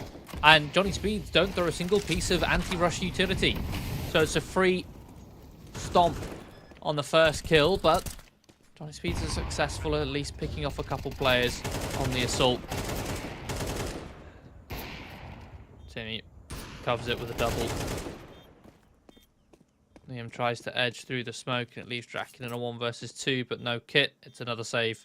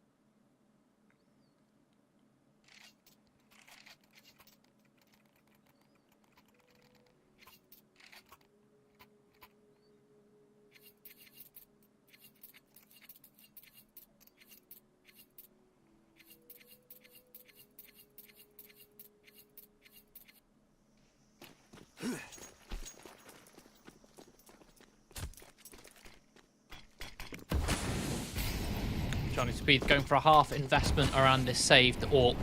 We'll see 4 MP9s, but very weak utility. Ho-ho, and Liam uses the jumping accuracy of the MP9 to perfection to deal with Schwartz. And a pick in towards middle. Draken's AWP getting involved in the action. Both fights taken by ENCE Academy with 0 trade potential. Could be looking at a 3v3, but instead it's a 3v5.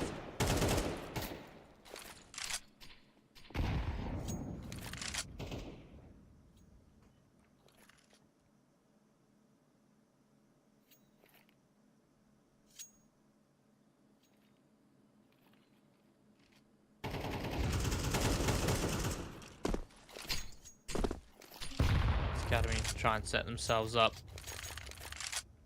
for another pick, but it's not going to be easy. JohnnySpeeds have a lot of information. Shine has made this A main push again.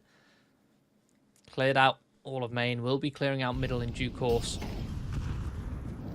Execution thrown in. Draken in position. A little bit of help from Liam.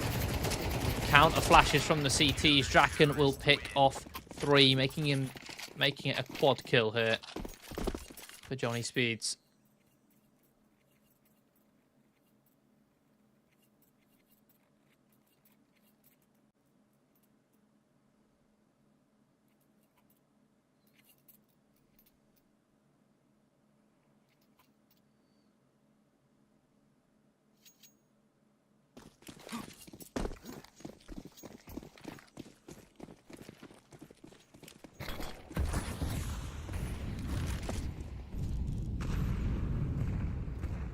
Missed elbow smoke, but ENCE, with their cash broken down towards Tech 9s, they're going to be going for another fast play.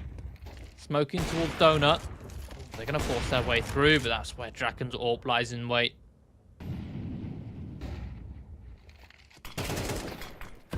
Liam will come in to support. Bomb still not planted for ENCE Academy. JohnnySpeeds will retake this A site before it's ever even lost.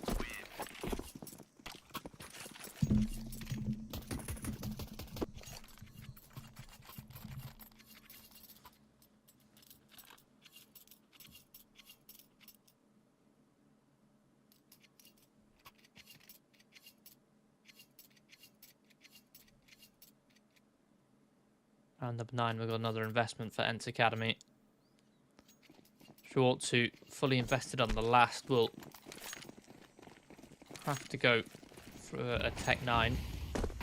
Still a couple Galils involved.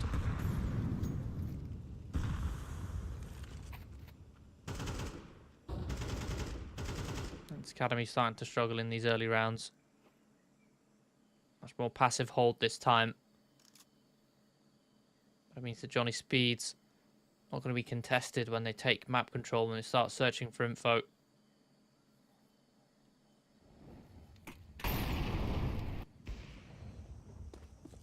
Draken pins Miltsy, the late peek. Punished. JohnnySpeeds secure lane control. All 4 players now for ENCE Academy start to convene outside the B doors. They do have plenty of utility to go for this retake. Too high. Can molly out the cubby. They'll be thrown now. Liam plays anti, anticipating the flash to come through. The Tech 9s come through with pace on Schwartz. Sapek still a threat up in towards heaven. Drops the bomb. Gives JohnnySpeeds that man advantage back. Schwartz is hunting. He's hungry. Will eat nothing but dirt, and Draken pins Timmy. JohnnySpeeds will find their 5th. Bomb has been defused. Counter-terrorists win.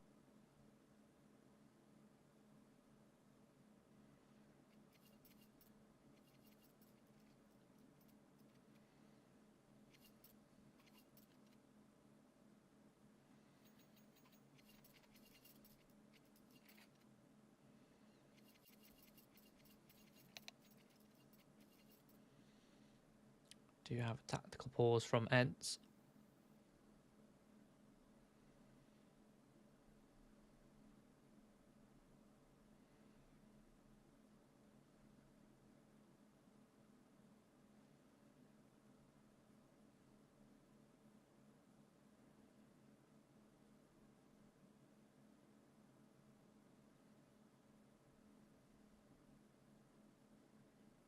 The back and forth nature of a lot of these rounds, it still always feels like ENCE Academy are the ones only just scraping by on when they win rounds, whereas when JohnnySpeeds take them, they seem a little bit more in their control.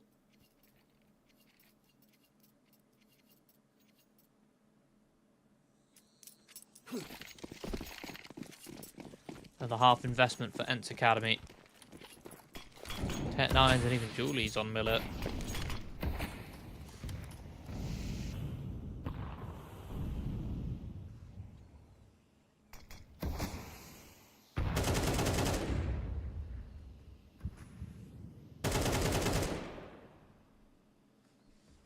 ENCE Academy going to be taking mid control. They'll creep their way through under the cover of these smokes, but Sapek ready for this.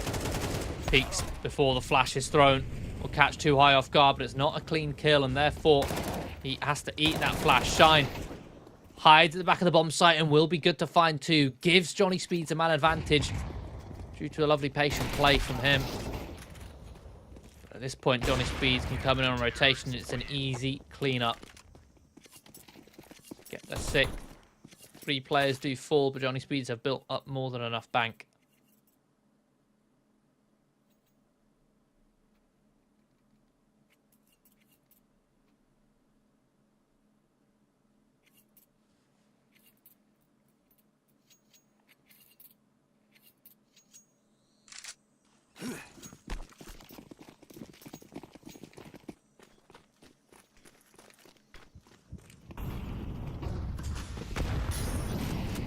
Run boost attempt in mid.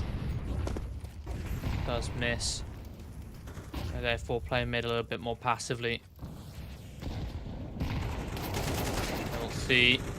Tries to cross, but opening of the smoke will be 2 quick openings for JohnnySpeeds. Only just 1 answered back in response as Liam is caught in cave. Team E finds a perfect timing in Red Room. Shine caught completely unawares that that was a possibility. I believe Sapek's steps also heard. You can see the bomb charging in towards A main. ENCE Academy know this site is clear. They will split the A site. Massive blunder from the A rotates from Sapek and Shine. Bomb has been planted.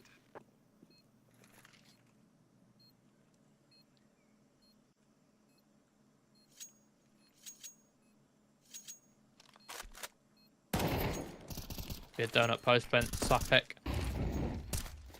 Spots 2 players out. That molly is going to be really disruptive here. Both players' steps now found. Rolf just has to hold strong. By time for Draken to get involved. Draken's actually just going to stick the bomb. Oh, if he'd held on just a little bit longer, he would have actually got the defuse, but instead tries to see if he can land a shot on Team E. Again, another big blunder from the A site defense of JohnnySpeeds.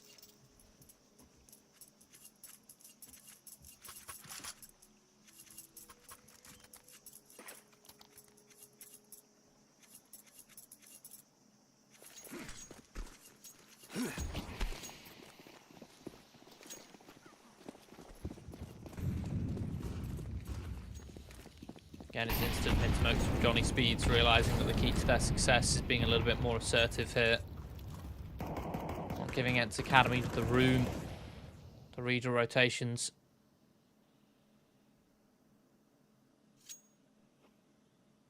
Having control of the faster channels. Make their way in towards heaven. A 2-man boost over the top of this smoke. York. Try and set up Miller for a kill. He's currently only 2 and 11. Very quiet game, but as they set up for that boost, that's when JohnnySpeeds activating towards heaven, and they will take control of these fights, leaving Schwartz in a 1 versus 2, who's just about able to finish off Rolf through the box. Shine's running around in towards T-Spawn to go for the flank.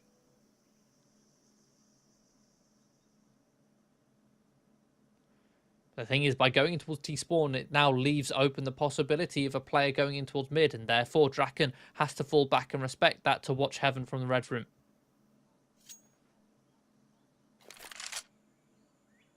If Draken did have elbow hold, maybe would have been a guaranteed win, but he'll win it regardless. Schwartz walks up on towards the B site. A 7-5 half favour of JohnnySpeeds. For dominating 5 of the last 6 rounds. 2 heavy underperformers, 3 even, on the side of ENCE Academy. Too high and Miller on 2 kills, Miltsy on 4. That's only 8 kills combined.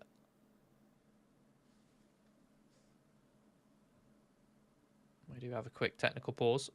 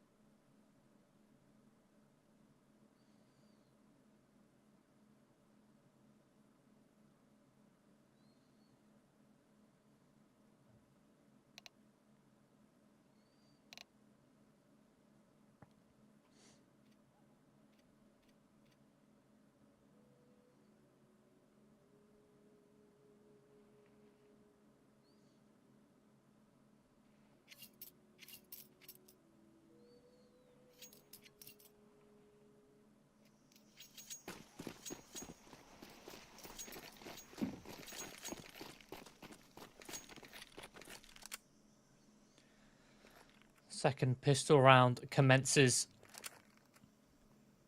JohnnySpeeds now on the attacking front. I'll go for a little bit of a late mid walk, holding for that mid push, which doesn't come, so they'll contact their way in as far as they can. Timmy spots the first. Oh, beautiful pre-fire on towards Liam. They'll now start to speed in with the Glocks. Beautiful flash, but Timmy fully blinded, shuts down Sapek. Miltsy still a threat here in towards Donut. We'll get another, but Shine will eventually trade them both. Bomb planted, cash guaranteed. Too high coming on this flank. Rolf completely exposed to A main. Shine will clear out Donut. Rolf finds one, spots in for the second. Shine can now set himself up for a 1 versus 2 clutch. No smoke, no kit. Time ticking on this bomb. I think that they just about have it. Yeah, they do. A nick of time. Less than a second of delay more there from Shine, and that's round 1. There were desperation to try and pick off one of the players to get it into a 1 versus 1. So for extension is punished.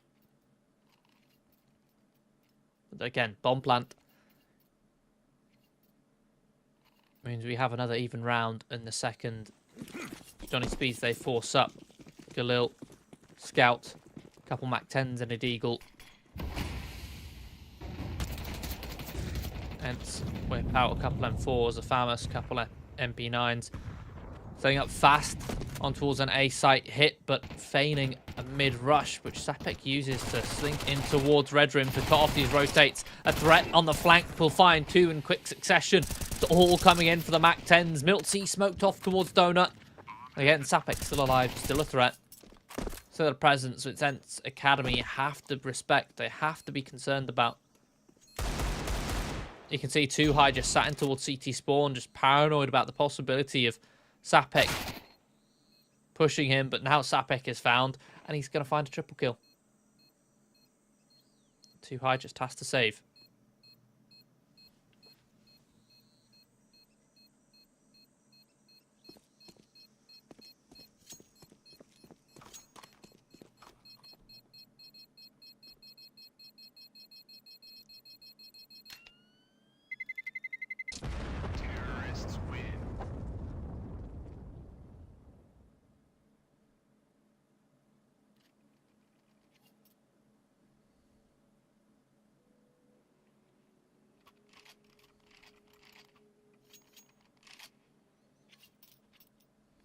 JohnnySpeeds answer back, and they also fully reset the economy for ENCE Academy. See Miltsy on 1500, Schwartz the same. Got 4 players sub 2k. Although one of them is too high with the saved M4.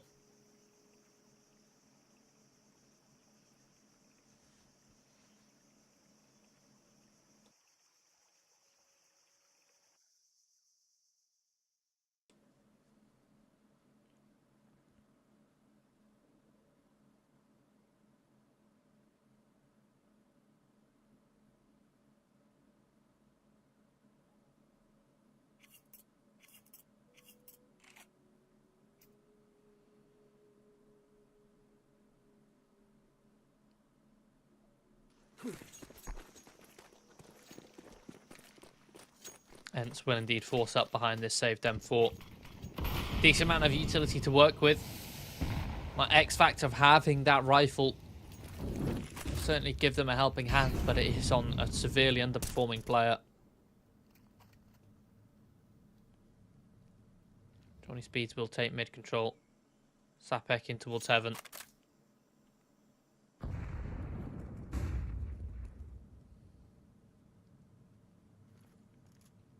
Rolf will also start to scout A main.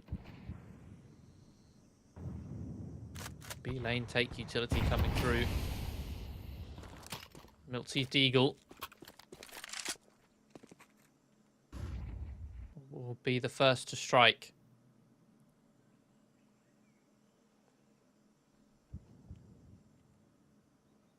Fall back towards the A site. Drop a smoke in towards A main. JohnnySpeeds again not really having much to work with despite having a lot of the map control. And just now will they start to put themselves into a position to make use of that map control. Smoking towards short. Same towards long. Looking to try and converge in towards cave control. Miller with the 5-7. Schwartz the same. Holding these close, tight angles, but Sapek, can he recover this? Yes, he can. 2 quick kills. Man advantage still in the hands of ENCE Academy, but this is a much more doable scenario for JohnnySpeeds. Wall on Shine and Sapek, the long smoke fades. Both players now on the screens, but Miltsy's Deagle will close it out as he started it. Big triple kill from him. JohnnySpeeds, considering that they were up against the pistols, they were up against 5-7s, a Deagle. They played that one incredibly, I don't want to say timidly, but there wasn't much sort of lethality behind what they were doing. They were split up. They'd spread themselves so thin on that default. Because the thing is, yes, you've got the better weapons, you've got the better utility, and on Ancient, that means the pistols can't contest for that map control if they don't have the utility. They can't fight for mid. They can't fight for B lane quite so effectively. So you take that control. You also took A main, but you took everything. To the point where you all split up, and you were therefore picked off one by one. First with the Deagle, then the 5-7s got involved in the fight, and the spacing, the trading was non-existent from JohnnySpeeds. Now they're going to be forcing up again. Set themselves up for the B site hit. Draken boosted up, will punish Miller. Off the back of it, Liam reacts quickly, takes long control. This bomb will be planted safely.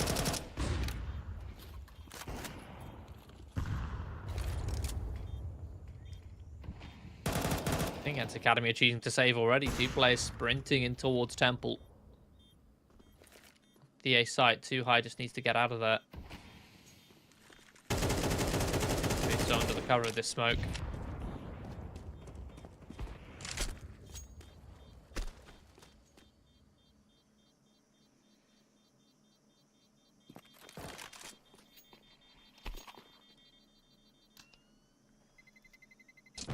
Terrorists win.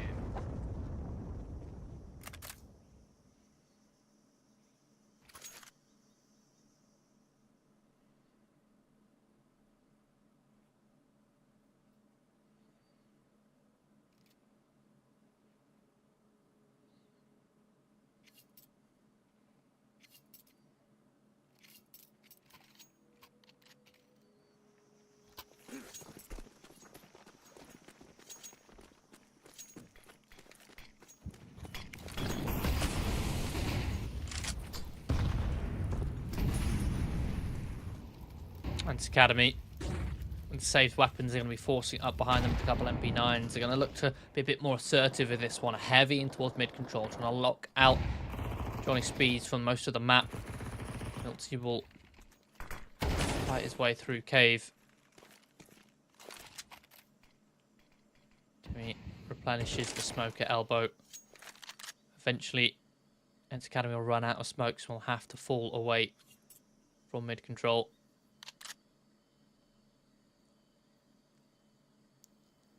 Already leaning quite heavy towards B. There is a possibility of a timing towards A, so they're taking their time searching, double checking CT spawn. And ENCE Academy have fallen all the way back here. They're now left with nothing, hoping that their initial aggressive presence would have shut JohnnySpeeds down. And oh, this is a little bit of a missed smoke there from Schwartz.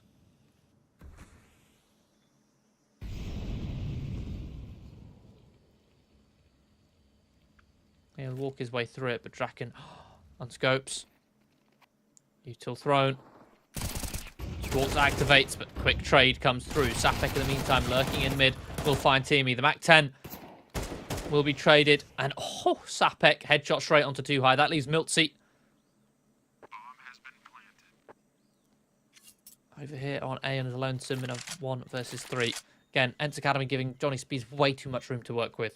Right, you take all that map control. Yes, you run out of utility to hold on to it, but that doesn't mean you should completely give it up.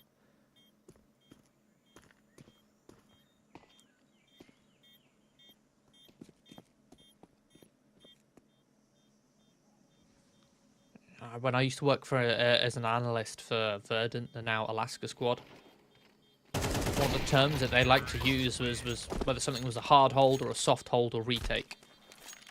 You're going for a soft hold, you're playing towards an extremity to try and fight if one player walks out, but if a lot of utility comes your way, then you fall back. But only once you get that information. What ENCE Academy did was they had 0 hold whatsoever. They fell back. Away from mid, away from the B site even. It was a soft hold towards B, playing on the back lines. Soft hold towards A, and no visibility towards mid, towards cave.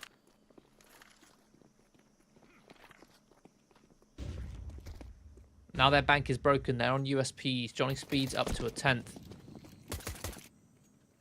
Did see JohnnySpeeds overcomplicate things a little bit. Last time they were up against a weaker investment for ENCE Academy. Seems like they may be doing the same thing here, going for a double pump execution towards A.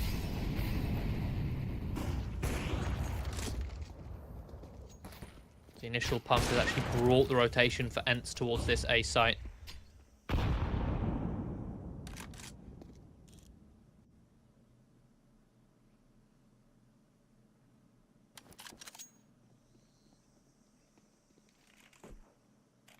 JohnnySpeeds have decided not to commit. Rolf will hear the steps of the players pushing. Looks to dance. Draken needs to get out of there. He'll find one. Needs to fall away. Cannot afford to give them this AWP. Puts out the Tech 9. Eventually gets some help. And there we go. JohnnySpeeds will lose 2 players. But they won't lose the AWP.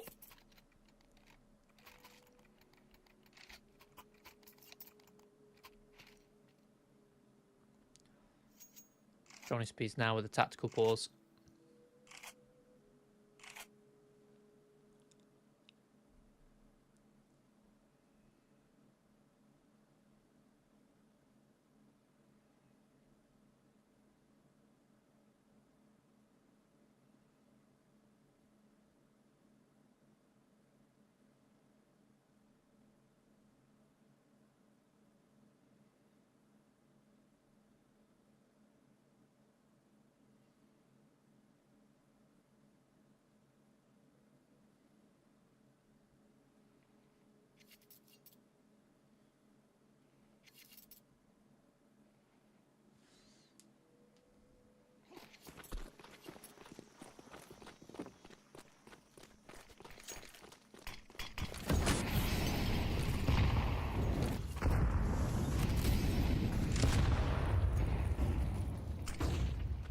ENCE Academy buying up, but limited utility at their disposal.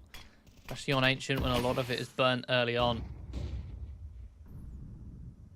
JohnnySpeeds take a lot of map control at the start of the round. They take middle. Take B lane. Miller is in a very good spot though. Touching to the side of the window. Does Sapek clear it? Yes, he does. Easy clear. Easy fight.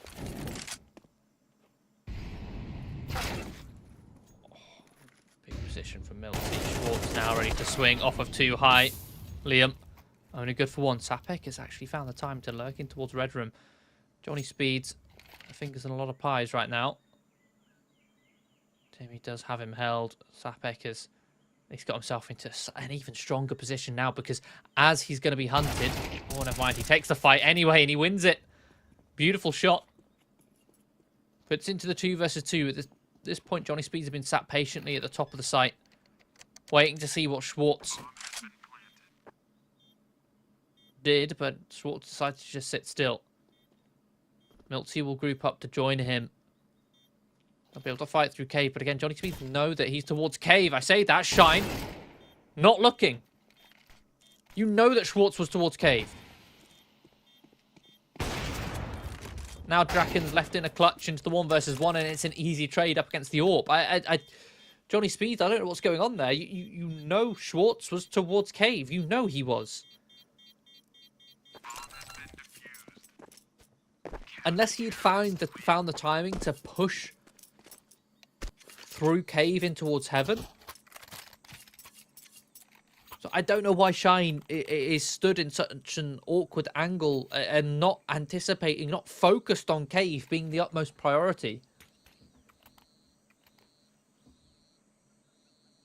But a good retake nonetheless from ENCE Academy.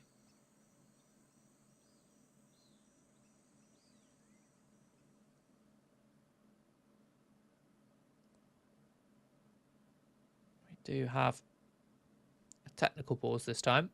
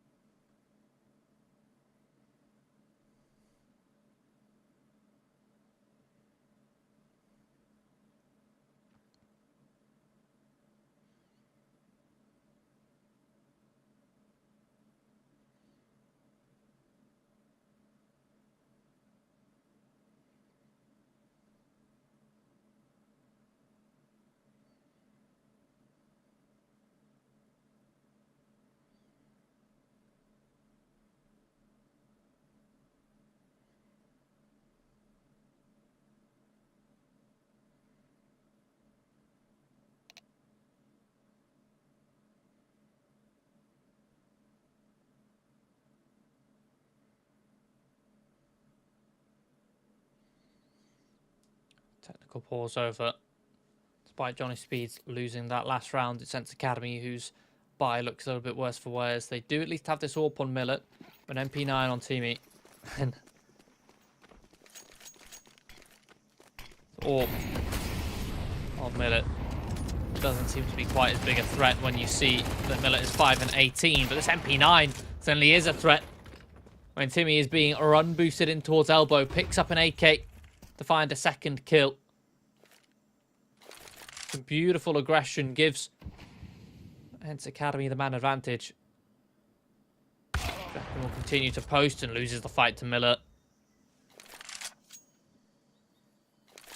0 trade potential behind that engagement. It's Rolf and Shine in 2 versus 4.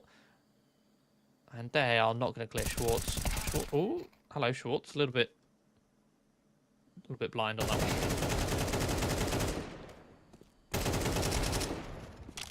Eventually be finished off as Schwartz runs out of bullets, but it's a laboured fight.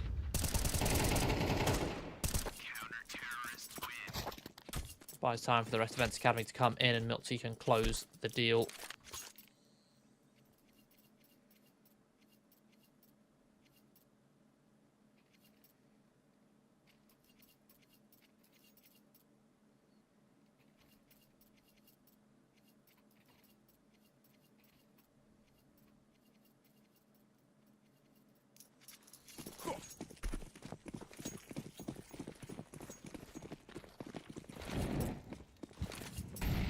JohnnySpeeds down on an eco. He's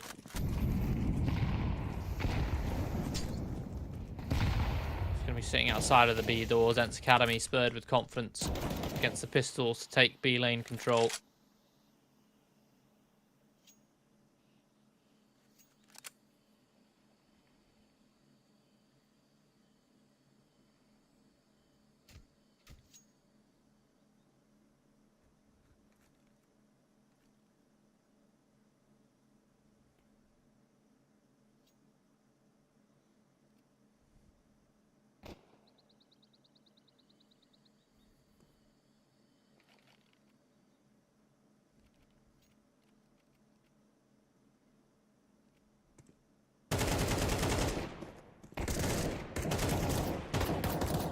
Speed just sitting to wait and see if there's an unforced error coming their way, but at the moment, ENCE Academy will have a field day as they get their way to double digits on towards an 11-10 scoreline. We have had Liam drop from the server, so we'll have a quick technical pause. Wait for him to return.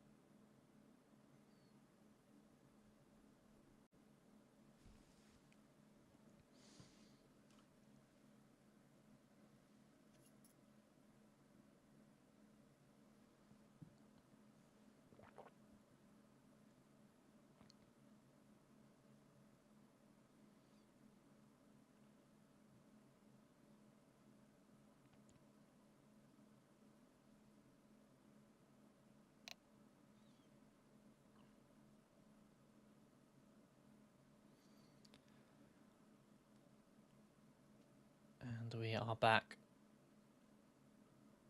Well, Liam is back.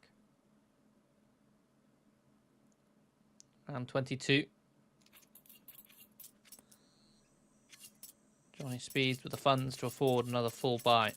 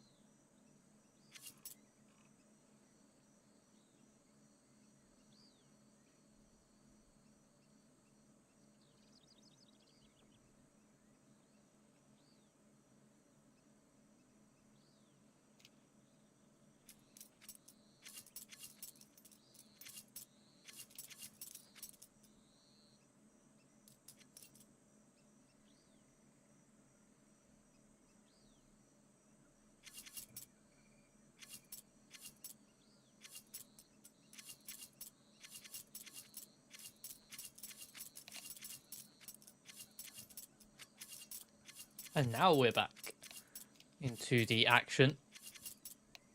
Again, JohnnySpeeds limited utility on this one. 3 smokes, 3 incendiaries, handful of flashes, only 1 HE.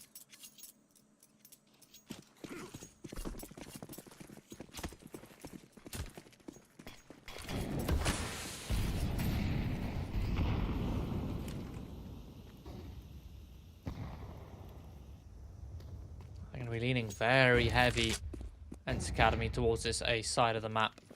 2 in towards A main, 2 in towards Donut, and JohnnySpeeds are actually setting themselves up for a very quick A site hit.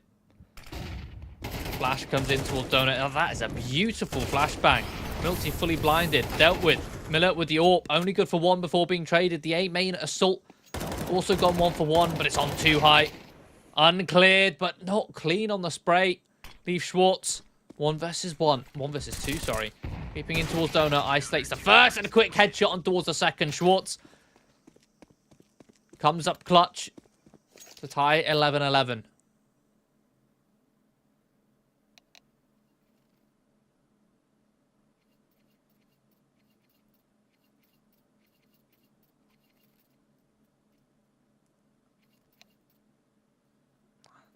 Honestly, a really nice attempt at the A split, but that extra player of 2 high hiding on the back site throws a spanner in the works and sets up Schwartz for the clutch.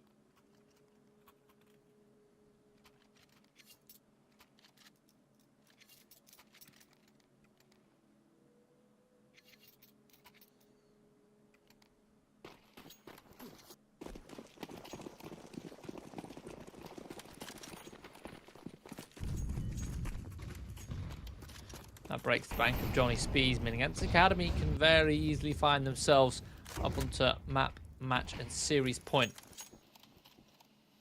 If they're not careful. Too high, going for a bit of a spam here. Needs to be aware that there's 3 players with Tech 9s ready to encroach upon him, and they will dive through. He's only good for 1. It's an easy trade, and an M4 picked up. Awkward spot now for ENCE. Smoke towards long and short, force him in towards the site, but there's no cover. Spam from Schwartz. Almost finishes off Liam, who does actually have the bomb on his lonesome in towards cave. Very deep molly. Push JohnnySpeeds back. They're not in a position to commit anywhere anytime soon. So the 4 versus 4. A lurk play coming in from Draken. Spotted by teammate. Draken will actually take the A site. It's going to cause a heavy rotation from JohnnySpeeds, and Schwartz will actually start to search through the doors. And traded 1 for 1. Look how split ENCE Academy are from having 4 players towards B, or 3 players towards B and 1 in towards middle. It then was put into a 1-1-1 scenario. Draken spots Miller. Again, the health very low on some of these players, though. Sapek has to disengage. Spots both players towards CT. JohnnySpeeds choose to just play full post plant here. But I'm not sure if the bomb's planted for them. Looks as though it's planted for the slope and not for cave. Yeah, it is. He'll be able to activate for one team. He's just sticking this bomb, but an easy spray. 0.8 seconds left. Sapek will collect the quad kill. JohnnySpeeds on an eco will be the ones to get onto map point. ENCE Academy played like a fiddle in that 4 versus 4. Too high again. Severely underperforming. It's like this entire series. The 2 players I said were the ones to watch were Too High and Draken. Both players have been very quiet this entire series, but it's Draken who's kind of stepped it up in the first half of this 3rd map. But Too High still somewhat of a liability. Goes 1 for 1 in cave up against pistols. 4 versus 4, which JohnnySpeeds played to perfection to split up these players. And now on opening pick, Draken comes in swinging with the AWP. Sapek absolutely demolishes this B site defense. It leaves Teamy and Miltsy in a 2 versus 5, and they're so far away. They've only just walked out of A main. They've got to sprint This bomb is ticking and there is no kits for them to work with. And we're jumping up in towards the heaven. Sprinting into cave, making steps as they do. Counter flash comes through, fully blinds them. Spam from Liam will catch Teamy. It's just Milty. Again, position known. 10 seconds, that's it. Round done. No time to defuse. JohnnySpeeds will eliminate ENCE Academy 13-11. I told you Ancient would be a closer affair, and it's as close as it can get within regulation. 13-11 there. A 2-1 victory for JohnnySpeeds. They will be making their way through to that consolidation final to face off against Cubics, who lie in a wait after losing to Kono in the upper bracket final this morning. So that leaves only 3 teams left. As mentioned, JohnnySpeeds, Cubics and Kono, all to battle it out over the course of the next 2 days for the to take the title for United21 Season 28. I've been Timo. Thank you all for watching, and make sure to tune in bright and early for tomorrow morning for that consolidation final as JohnnySpeeds take on Cubics. Goodbye for now.